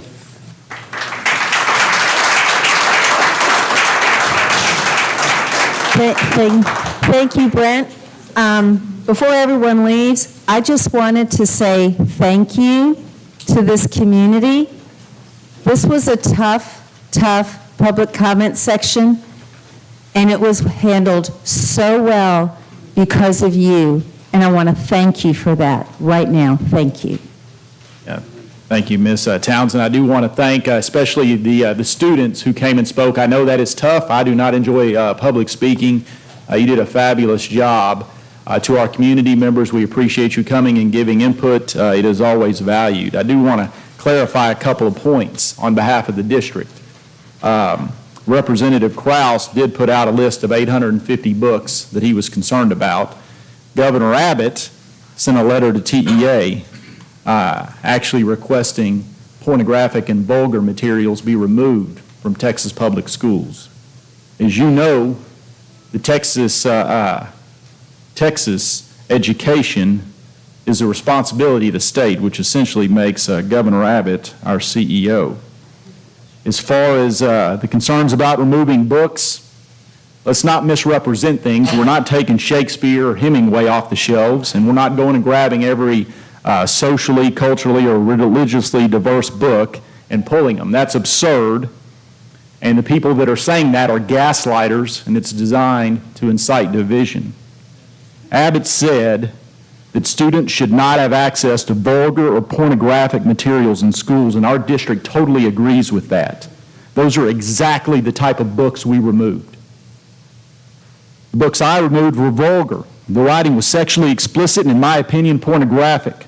It has no place in the hands of 13, 14, or 15-year-old kids, and our school owes our community an apology for ever having allowed it into our schools. We will conduct a full investigation and put processes in place to ensure it never happens again, and I hope and pray every school district in Texas will do the same, because like many communities and superintendents, I never thought it would happen here when it first came up.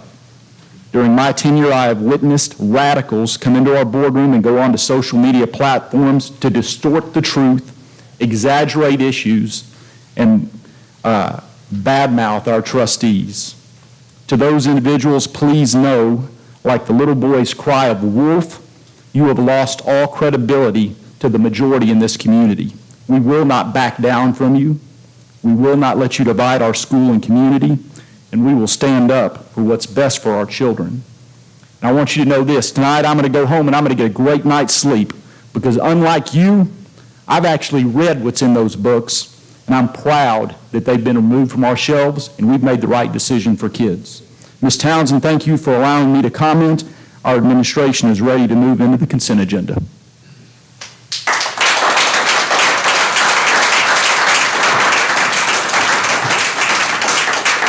And Mr. Dawson, our Assistant Superintendent, for those of you who want a copy of what's been removed so you can actually read it, I'm going to allow him to go place it outside. We would ask that it stay out of the hands of kids, and so he'll ensure that it does.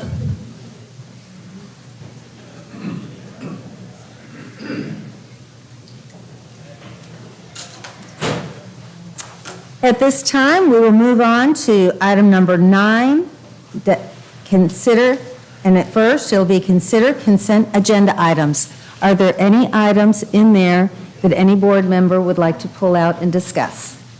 Just a discussion and thanks to the financial bank for supporting our high school culinary team with the $1,500 donation.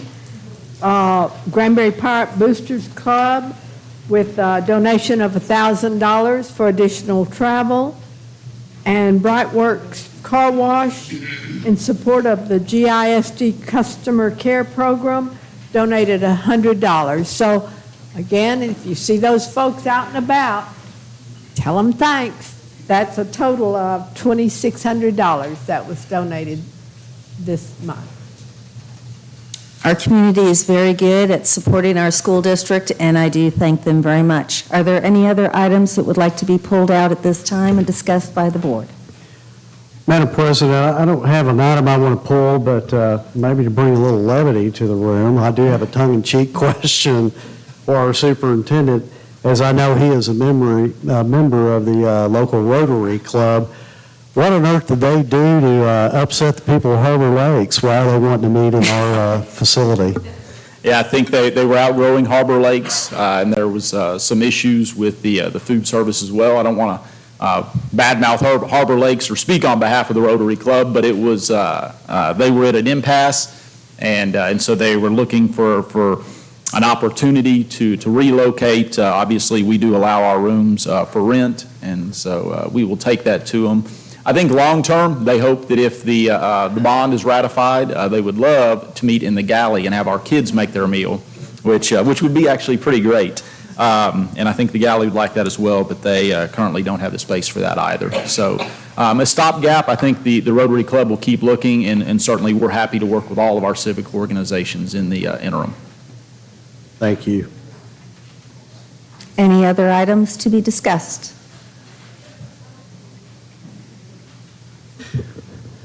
Madam President, I'll move that we approve the consent agenda items as presented. And I'll second. Motion has been made by Mr. Jackson and seconded by Mr. Moore. All in favor? Any of those opposed? It passes unanimously.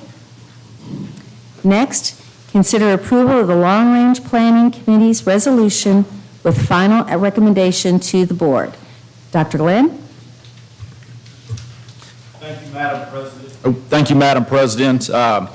As many of you know, because you served on the Long Range Planning Committee in the fall, we went through a very long process studying the district's growing demographics, looking at our tax rates, looking at what the impact of a bond election would be. And it was pretty amazing to see our community come together saying the time is now for an investment in our schools. It's a rather large investment, but I think the community recognizes the fact that in order to be successful, we have to be proactive.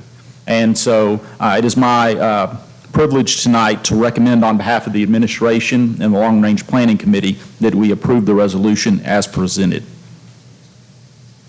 Is there any discussion? Since it's so long, can we just post it and without reading it? That is correct. And so it is on the district website. It is 10 points. And I will say this, some of the points will require some fine tuning. Some will take years to implement because we don't have the facilities to do it. But certainly it is a great working document and for this board to review annually. And we will put it is already on the website. Correct. You can find it on the GISD website under Long Range Planning Committee. And thank you, Mr. Metter, for all the postings. He's done a great job of actually archiving all of the meetings. That is correct. I mean, there were several meetings where we brought in a demographic expert. We had a bond expert come in. We had an architect come in and talk to us about what's available. There's a lot of information out there, and I really would like the community to take the time, go and look at it. A lot of time and effort was put into that by the 83 people that Mr. Northcutt discussed. Anything else to be said? Do I have a motion? Madam President, I move that we approve the Long Range Planning Committee's resolution with their final recommendations to us as the board. Thank you, And Dr. Harrington. I'll second. Thank you, Dr. McDonald. Motion by Dr. Harrington, seconded by Dr. McDonald. All those in favor, raise your hand. All those opposed, it passes unanimously.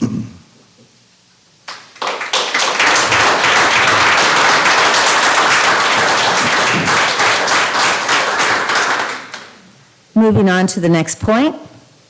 Discuss and consider adoption of an order calling a special election for Granbury Independent School District.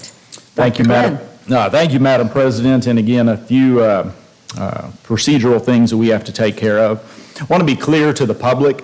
When our trustees make the vote to call this election, it doesn't mean they are endorsing it. It doesn't mean they are voting yes. It means that they want the community to have a voice. I think that's clear. And I think that's an important point to make clear. And so the Long Range Planning Committee has had the opportunity to provide input, and now our trustees are going to take that next step, and in May allow our community the opportunity to have input. There is still a lot of work to do from the Long Range Planning Committee members and also from the district to make sure information gets out to our community. This is a rather large community, and people are going to have a lot of questions about this bond. And so on behalf of the LRPC, I would recommend that trustees call an election to allow our community to have a voice in whether or not we should ratify the recommendation of the LRPC. Discussion by board members. Madam President, I'd like to make just a quick comment.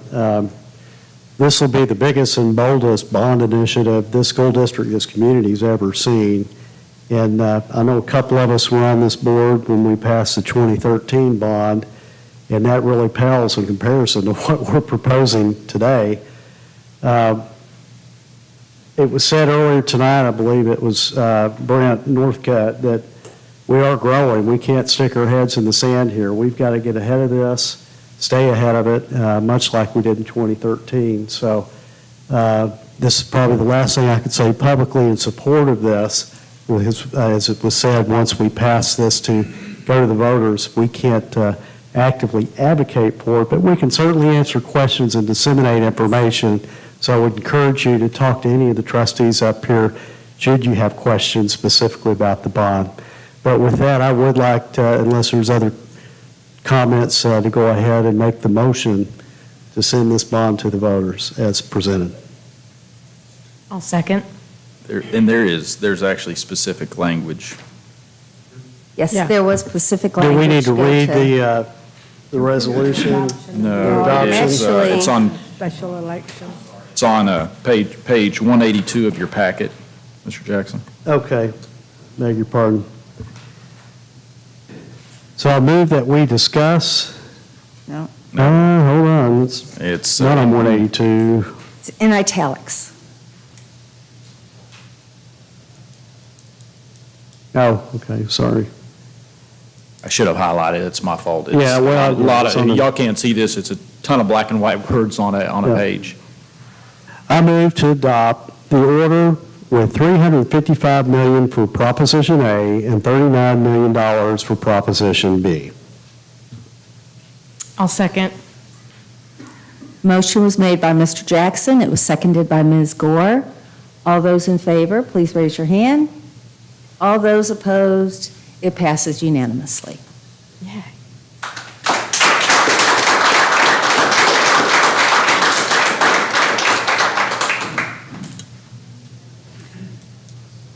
All right, so we're just going to get started right away. We are going to consider the approval of an architect for proposed 2022 bond project. Dr. Glenn. Thank you, Madam President. Again, we did a request for qualifications. I had a number of firms actually submit those qualifications to us.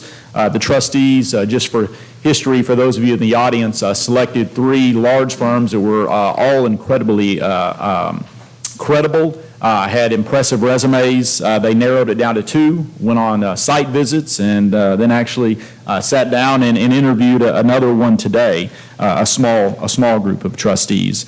And so now that we're down to 2, I can tell you both have been vetted, references have been called, and either choice would be well received, I believe, by the administration and community. And so the discretion on which architect you choose is truly the pleasure of the board.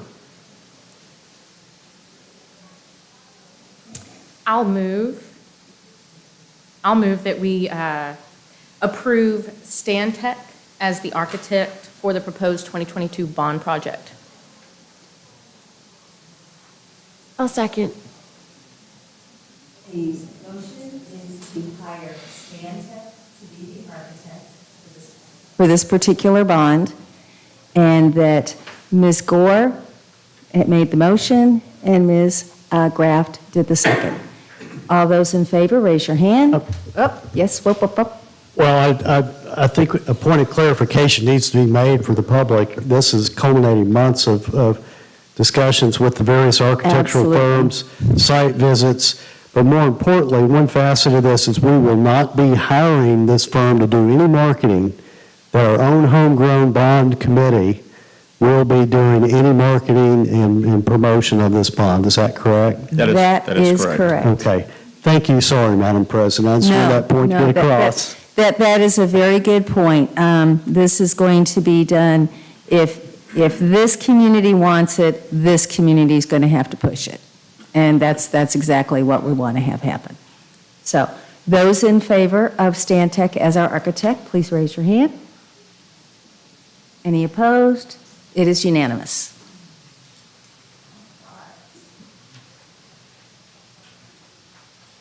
Next, consider an amendment to the Granbury ISD district policy EF local to align with EF legal. Hi. Yes, ma'am. Thank you very much. This is just in regards to our instructional resources and our materials selection to make EF local match EF legal. There's words, when Governor Abbott's letter came out and regarding, it prompted our review of our libraries and what's in them, but also our processes and procedures and our policies. And so this is just going to align those two policies. We still have some work to do to tighten up our processes and procedures, but this is going to align the policy so that in the event that we do have a book that is in our library that is vulgar and overtly sexual, it can be removed without review. And then I just want to add to that, again, the direction we are going as a district, and I want to give a special shout out to Stacy Brown, who has agreed to chair the Library Book Review Committee moving forward. It's not a committee that we want on the back end removing books. What it is a committee that we want on the front end, looking at the material, making sure it's age appropriate, making sure that it's educationally suitable, and then placing it in our libraries. We don't want any one person to have unilateral authority to make these decisions. So total confidence in Stacy and our curriculum department, and know that they'll be working with a great team to get the work done on the front end.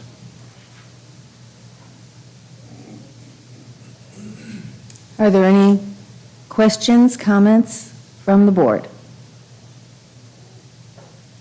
May I have a motion?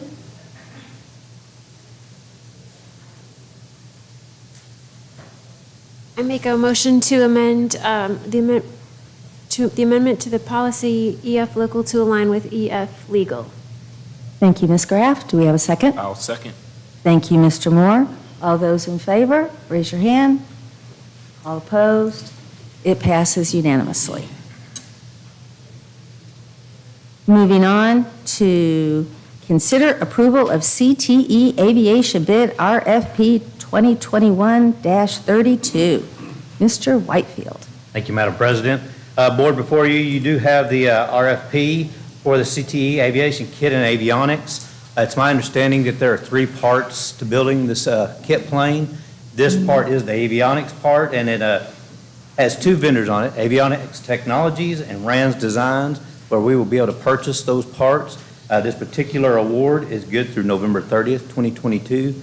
And the purchase will be between $100,000 and $175,000 prior to that date. I don't have any details on it, but Mr. Gibson is in the back if you have any questions about the avionics piece to that. But it is administration's recommendation that this would be approved. Thank you. Any comments, questions? I've got a question for Todd. Have we moved away from, or something changed with the Eagles Nest project that originally we got this off the ground, no pun intended? There have been many puns in the process of this aviation takeoff, if you will. Yes, we have. So we've got great volunteers and mentors, and we have donors into the program, and they have all suggested that we step away from the Eagles Nest project and go with a different kit, which is made by RANDS. So even a recent development in the last couple of months is we've had a gentleman that has decided he wanted to donate the price of this plane to Granbury ISD, which is going to allow us to be self-sufficient and be able to go forward with this year after year, and that's why we need this bid so that we can purchase our next kit for the next year. So make sure I'm understanding you, because the way it did work, the initial kit was donated by Eagles Nest. We built the plane, then sold it to buy the kit for the following year.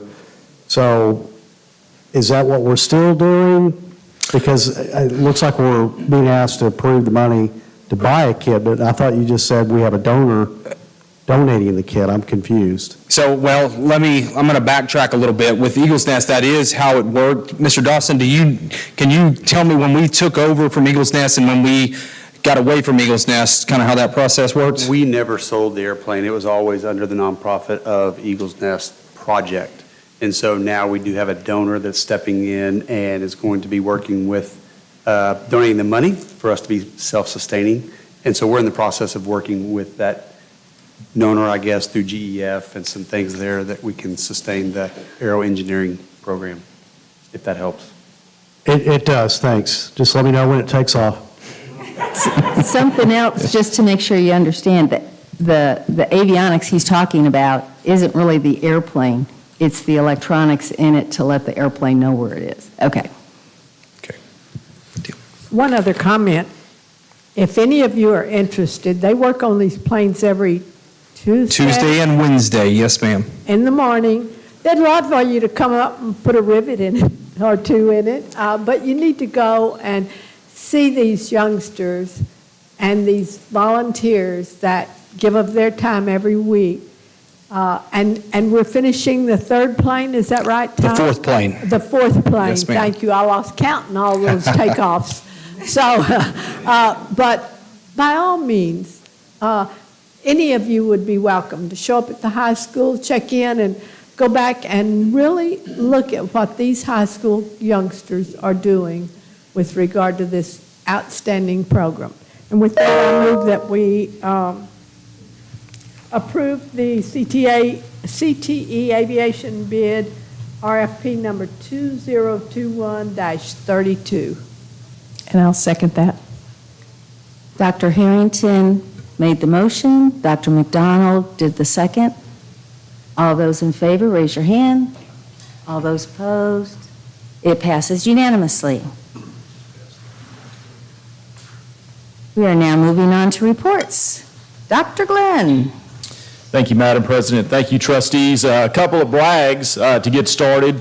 Congratulations to Jason Polano, our swim coach, district championship in boys and girls, 9 years running, which is outstanding. Also, Kylie Peterson is taking the DECA team to state. And I know we just restarted that program, so I don't know if we've ever been, but if we haven't, first time ever. If we have, then it's been a very long time. Also, JROTC, congratulations to the Colonel and First Sergeant, 13 national championships now. So we continue to be a leader in the field of ROTC across the state of Texas. And then finally to our choir, Miss Fisher, TMEA, which is kind of like the state championship for choir. They'll be heading down there, I believe, this month. And so they will head down to perform, and so proud of those accomplishments. Those things don't happen if our schools close, and so our schools have remained open. I will tell you the The not-so-good news is that last week, we reported our highest number of COVID cases since the pandemic began. We had 429, which is kind of a rough estimate. When you take all students and staff combined, it's about 5%. That's high. It's incredibly high, but I'm happy to report that from our leaders on our campuses and at the administrative level, the central office level, the majority of these cases are very mild. The workers who are coming down with it and the kids who are coming down with it, they're returning as soon as our isolation period is over, and they're moving on. And so it would not be possible if we didn't have the staff coverage. And I know it has stretched our principals thin, our curriculum department, our technology department, our business office, our HR department. We are sending staff everywhere to make sure that we have coverage. Special shout out, I see our Director of Transportation, Brian Crothers, who sent last week bus drivers to campuses to cover recess and to help teachers with lunch have breaks. And so it really is the term "it takes a village" really does apply to Granbury ISD, and I appreciate the leadership of our campus principals, our campus assistant principals. Everybody is really pitching in to make that happen. And so if you have the opportunity to see a teacher or a principal or an AP or an instructional specialist or someone in the curriculum department that is now become a full-time sub, tell them thank you. They're really going above and beyond. Attendance is low with the pandemic as well, but we'll continue to monitor that and hopefully wait and see what TEA decides to do as far as a possible hold harmless. They've indicated that funding will be there for districts that remain open. So that'll be a report for a later time. And then also we have some individuals from the bond steering committee. Some of them have left, some of them are still here. But thank you so much, those of you that served on the LRPC. Tonight was a great night for our district. We really are casting a vision to become an educational destination, and more importantly, do good things for kids. And that's what it's all about at the end of the day, trying to make the best decision for our kids. And maybe if we can leave it better than we found it, let's do that as well too. So trustees, that's all I have for you tonight. Thank you, Dr. Glenn.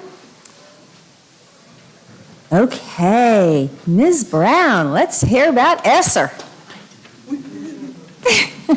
I love Yeah, your the only thing better, I know you guys are thinking the 2 back-to-back reports from me is 3 reports from Emmett when I'm done. Welcome. All right, you guys, so I've got just a real quick presentation. This is part of a required presentation as we document our process through all the ESSER funding. And so the first part, obviously, ESSER funding is divided into 2 sections for TEA in the student academic services and then a staff and student health and safety plan. And so those 2 things are separate. The majority of things that we're going to talk about today are going to be about the student academic services. So growing up in a military family, I will tell you that my dad was a big fan of technology that worked. What? It is on. I am. Let's try it again. All right. See, I turned it on. Here you go, Jeff. Thank you. See, wasn't me. I'm like, Jeff. Okay, that's awesome. All right. So growing up in a military family, my father was a big proponent of you make the plan, you work the plan. You review the plan, you tweak the plan, you run the plan. You tweak the plan, you review the plan, you work the plan, over and over and over. So that kind of feeds into this. In June, we came to you, several of us from multiple departments, that we made the plan that targeted 5 areas for ESSER spending, and it really was divided into those 5. The safety and health of our staff and students obviously falls into multiple areas in that top 5 right there. So now that we have done make the plan, hit it, Jeff. We're going to go through and we're going to talk a little bit about working the plan. And there's a lot of information on this slide, but I wanted to make sure that you know that our biggest target area was adding additional personnel resources and professional development. We felt like that was really going to help us close the gap. And you've heard a lot about closing the gap. In England, when you get on the tube, they tell you to mind the gap.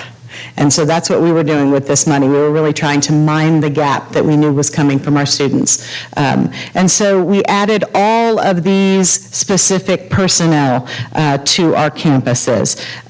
Just a real quick brag, I know, the targeted Quest stipend, our EOC testers at the high school, they retested in December, and the results for those students was almost double the percentage of passing. And I really believe that it really has that targeted Quest stipend targeting those students, and so big brag to our high school for implementing that. So moving on through additional personnel, a lot of people, a lot of intervention teachers, a lot of management from the intervention program specialists watching the program, et cetera. Next page, Jeff. All right. Second part of working the plan, we're going to talk about the resources. This is a list of all of the resources that we have purchased so far with our ESSER funding. Most of it is directly correlated to implementing what our campuses need, as well as making sure that our staff has the materials that they need to do the job. And you'll see a little bit of data coming up in the next presentation that talks a little bit about phonemic awareness and phonics and quick phonics screeners. And through the process of the Reading Academy, we've noted some target areas for us. And so kind of getting ahead of that and using that ESSER money to fill in those gaps. Next one. All right, and so professional development. I know the list looks small, but I got to tell you, it goes a long way. So observation and feedback district leader training. We have a tremendous amount of leaders that were trained on observation and feedback, as well as kind of a coaching the coaches model. And so that lets us streamline our instruction, and it lets us say, this is who we are when it comes to instruction. So ESC 11 extended services contract gave us additional options for professional development at the service center, as well as extensions on our data servers from the standpoint of all the things that we could do with the data, et cetera. Skyward training, we're doing do some upkeep, some dive in deeper with Skyward training. We've got response to intervention training. We've got handwriting without tears up there. That one is, it's coming, so we have not completed that one yet. We had to do a little bit of a postponement, so that one is a little postponed. And next. So now we're going into technology, just to review kind of working the plan with technology. We've done CrowdStrike, Lightspeed. We've done additional technology for Bronner, replaced batteries on campus in the event of a power outage that will sustain the network. And then we've also done an additional router for that. Okay, all right, next one, Jeff. And then we'll wrap it up with 3, 4, 5 here. Necessary facility improvements. We only wanted to put the things on here that we were planning or had spent thus far. And so our facility improvements they've done are working through some specific analyzing of the HVAC systems and prioritizing which HVAC systems need to be fixed first. And so that's coming soon. So we're going to be bringing that to you soon. We had employee retention stipends as well, and I know Dr. Glenn has mentioned that earlier. The summer stipend, the Christmas stipend, and the high needs campus stipend, those amounts are directly reflected in the total expenditures of the slide that has to do with personnel. So that's included there. And then our indirect costs, which we take right off the top, our district will use the indirect costs to recover administrative costs of managing the grant, et cetera. And so we've claimed $98,000, but we have been allotted $1 million. And so as we continue to add that in, we'll update you there. Revising the plan, tweaking the plan. Over the course of the next 6 weeks, we're going to be going and meeting with district and campus leadership teams. They're as excited as you are about it. And we'll post a link also to a community and parent survey in order to gather feedback and additional unique and innovative ideas, that they have as well. Then tweaking the plan, all revisions to the specific plan will be posted. We will do minutes, agendas from the meeting, as well as the compiled survey information following the end of our very last campus and district meeting. All right. So, questions? I have a question. Okay. The handwriting without tears, you said it was postponed. What's the The training was postponed. training? Yes. So what, do we have a projected? Yes, date I for think that? we had our beginning of February, mid-February. It was the end of February. Okay. So I have personal experience with this program, and it is amazing. we got so lucky. We have a trainer in our district that is a teacher that came to us, so we snagged her. Yeah. And, yeah, so she's going to be, is she here? There she is, right back there. Just wave. There you go. All right. Any other questions, you guys, for the ESSER update? All right, let's talk about MAP, reading math growth data. Yeah, okay. All right, so Jeff, can you be my, okay, one more time. All right, so it looks kind of funny on the screen. So we've got two different tests that we use for growth. Our kinder, first, and second graders in reading do an M-class growth measure, all right? And so this represents specifically the percentage that are passing at the target of that test. So it gets a little confusing where it looks like we're like flatlining. The problem is that the target moves. And so if we have 46% that are hitting the target at the beginning in kindergarten, that the target is only 306. The target at the middle of the year is 371. So in order to meet that, it looks like it's level, but it really isn't. So it really is showing that our kids are growing and that we are increasing between the two targets. Does that kind of make sense? Okay. We did grow kids with a target that moves. That's a good thing. Can't do that when the doors are closed. Lots of work that we have going on right now with the reading academies, additional materials, gap filling with interventions through ESSER, which we just talked about, and quite honestly, you know, kinder first and second, pre-K kinder first and second is a true passion for Tricia Suit. And so when you put her on something, she gets it done. So just going to brag on her for a little bit. All right, any questions on M-class growth? All right, so let's talk about reading growth when we talk about MAP. This one goes from second grade through English 2. And so same type target change when we talk about an average of where kids should be. You guys have the average of where they should be from the middle of the year and then where we are as a district. And so we continue to grow. If you'll look at second grade, which is the first one, it reflects the same thing that M-class does.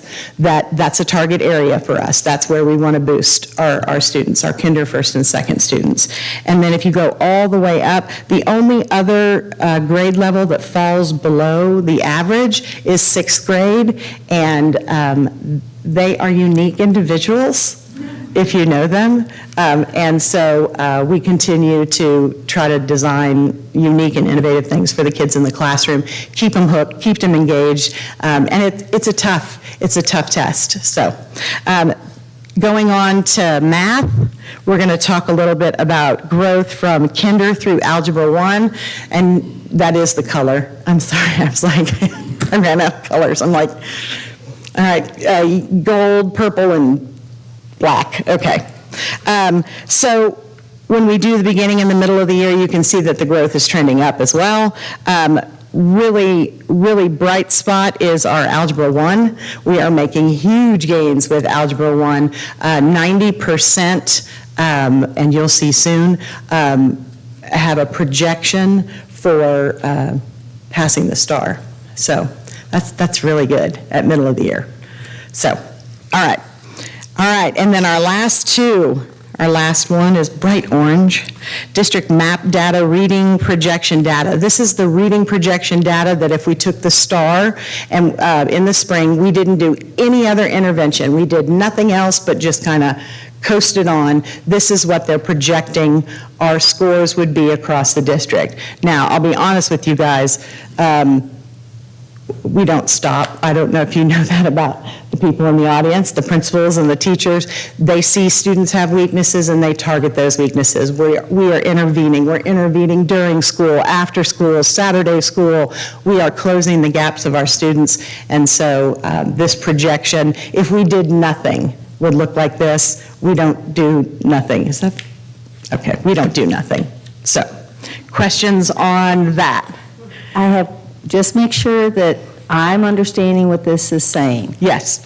Let's take fourth grade reading. Okay. It's 69% of the children right now would pass. Yes, that is what the linking study says, that if we Okay. did nothing else, that we would be there. 69% Right. of our fourth graders in reading would Yes. pass. And that's being acceptable. That is acceptable, yes. Okay. Yes, that is acceptable. I will tell you that encompasses, so masters, meets, and acceptable obviously would, it's all together. Yeah, gotcha. Okay, just want to make sure I'm reading this correctly. Thank you. Correct. All right. And then the next page is math data. And so you can look at this one specifically, same type situation. Check out fifth grade. Yeah. All right, guys. Any questions? Anything else you need from me? Anything that can help give information? Can't brag on Stacy enough and her department, but I see in the back, Tricia is Stacy's right hand, and she's quiet and unassuming, but know Just that like me. Yeah, right. They both have had a lot thrown on their plate, especially with a lot of the federal mandates that have now come down with ESSER funding, and they write all of those grants to help secure those dollars to the tune of over $13 million now.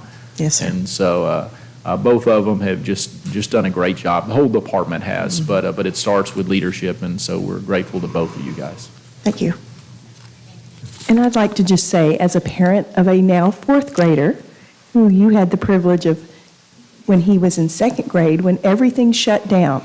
And so as a parent who watched these littles go from school to nothing, well, not nothing, I mean, but for them it was trying to switch gears and watch you guys and our teachers in this district do what they had to do to make sure the kids still got educated, and now to come back from that like this, you guys, that is impressive.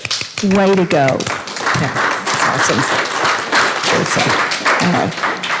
Thank you, guys. Thanks, Stacy. All right, we have our annual facilities report from Emmett. Thank you, Madam President. Just do a quick review of our facilities. I don't know what, I would think this would work for me, so I'll let Jeff do it for me as well. Move on to the next slide here. Just where we've been, what we've done this year. These pictures represent the kindergarten classrooms at Bronner that were renovated this year. Down in the bottom left corner, that's the ag barn, and that's the new fire suppression system that we have put in. That is now a nitrogen system that should take away some of the maintenance costs that we've had in the past, because it's filled with nitrogen, so things can't grow in those air pipes and rust them out.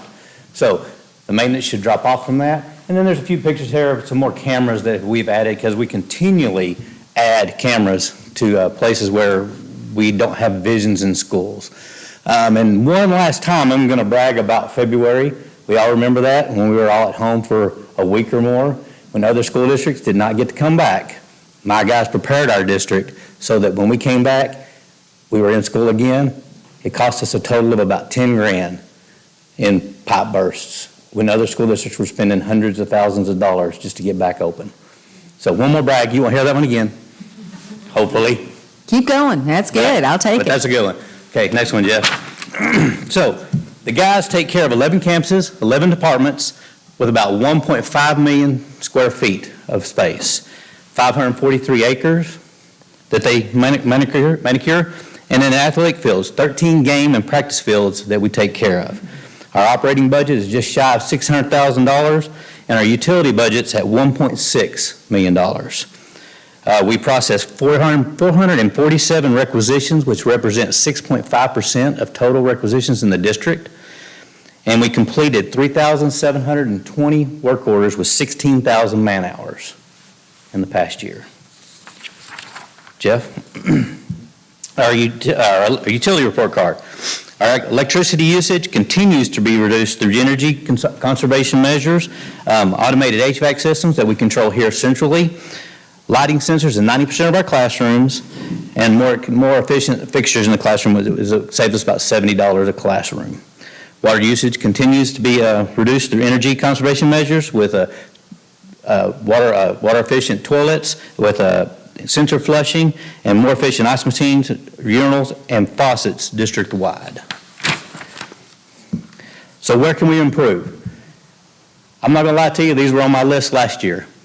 These are high-dollar improvements, but they're still my goal to get done. Automating the HVAC software for these 4 campuses, these are the last 4 we don't have online. But to do that, it's going to cost me about $750,000 to $1 million to automate those. So that's where I'm at on those. It's still my goal to get it done. Can I get it done next year? Maybe. Maybe. Light sensors in closets, so that the lights don't get left on in closets. Retrofit our T8 lighting system with LED fixtures. And the district currently has 369 HVAC units that are over 20 years old. Tying back to Stacy's report, this summer, we have an RFP out, or it's fixing to go out, where we're going to replace 53 units. And that's going to be at the high school, at AES, and AMS. The trick with the AMS one is that the AMS and GMS HVAC systems are very similar. They have an outdated board that we can't even buy anymore. We bought the last one in the world 2 months ago, literally. There's no more. We replaced the one, we replaced the HVACs at AMS. We pull all those units down. We have those boards that we can use at GMS to keep those units running for a much longer time. How much of our ESSER money is being used to replace HVAC? We have $1.5 million. Is that the 53 units? That's our goal, to get 53 units for 1.5. We're hoping that we get all 53 for that. Yes, sir. This will be a time whenever we're using helicopters to mount HVACs on roofs. It's however the bids come in, we're going to get as much as we can for $1.5 million. We're continuing to do our energy audit walkthroughs. Kevin did one during the break. We are much better.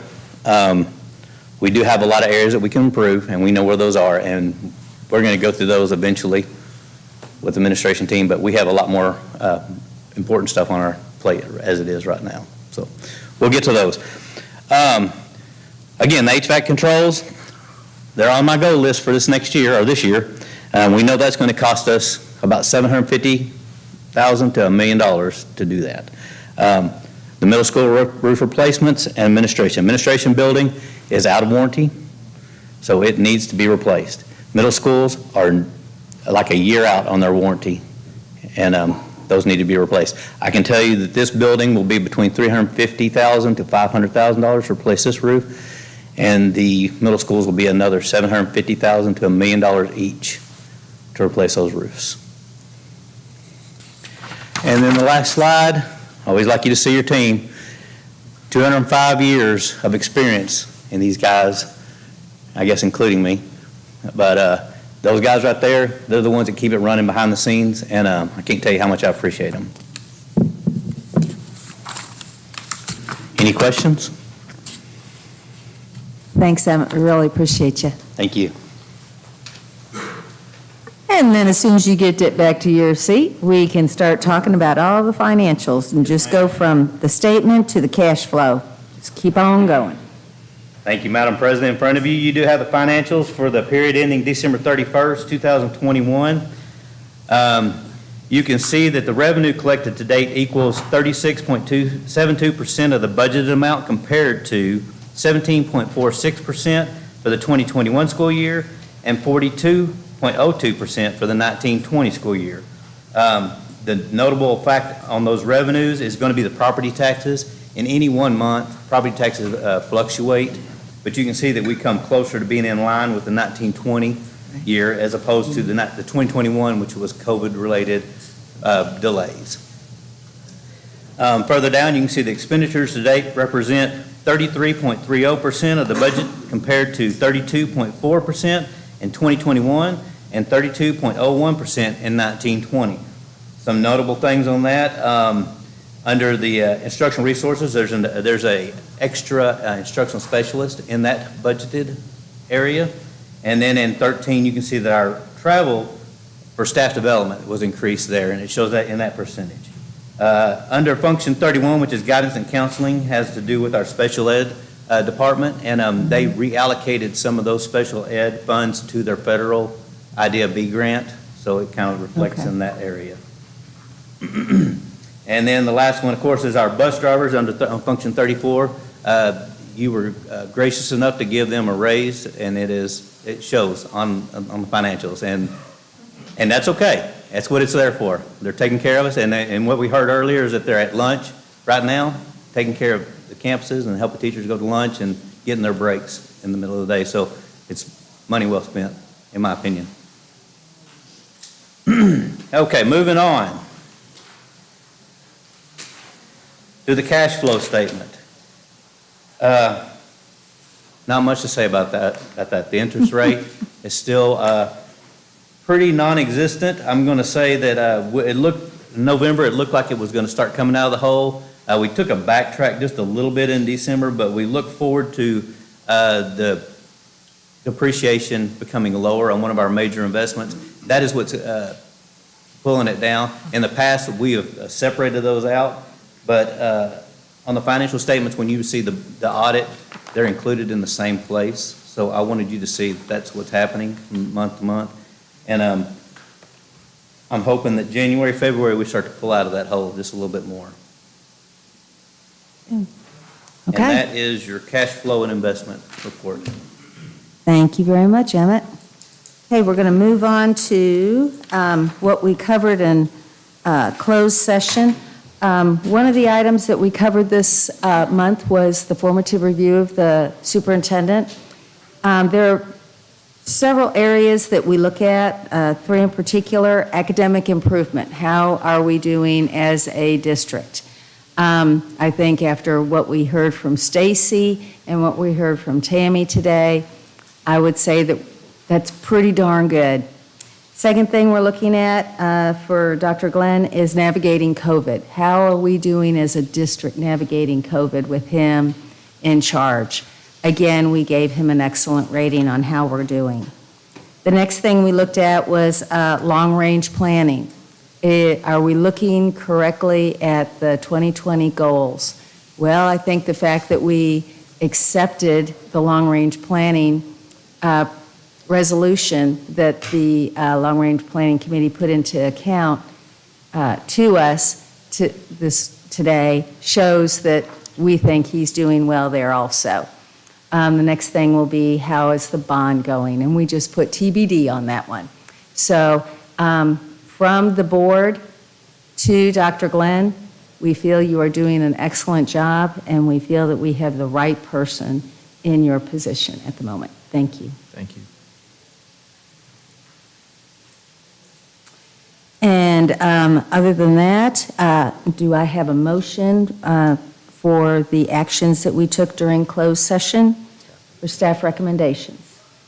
Madam President, I move that we approve the staff recommendations discussed in closed session. Do I have a second? I second it.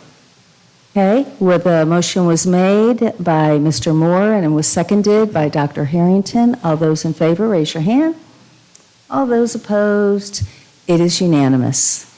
Thank you all so much for being here this evening. Thank you, Board.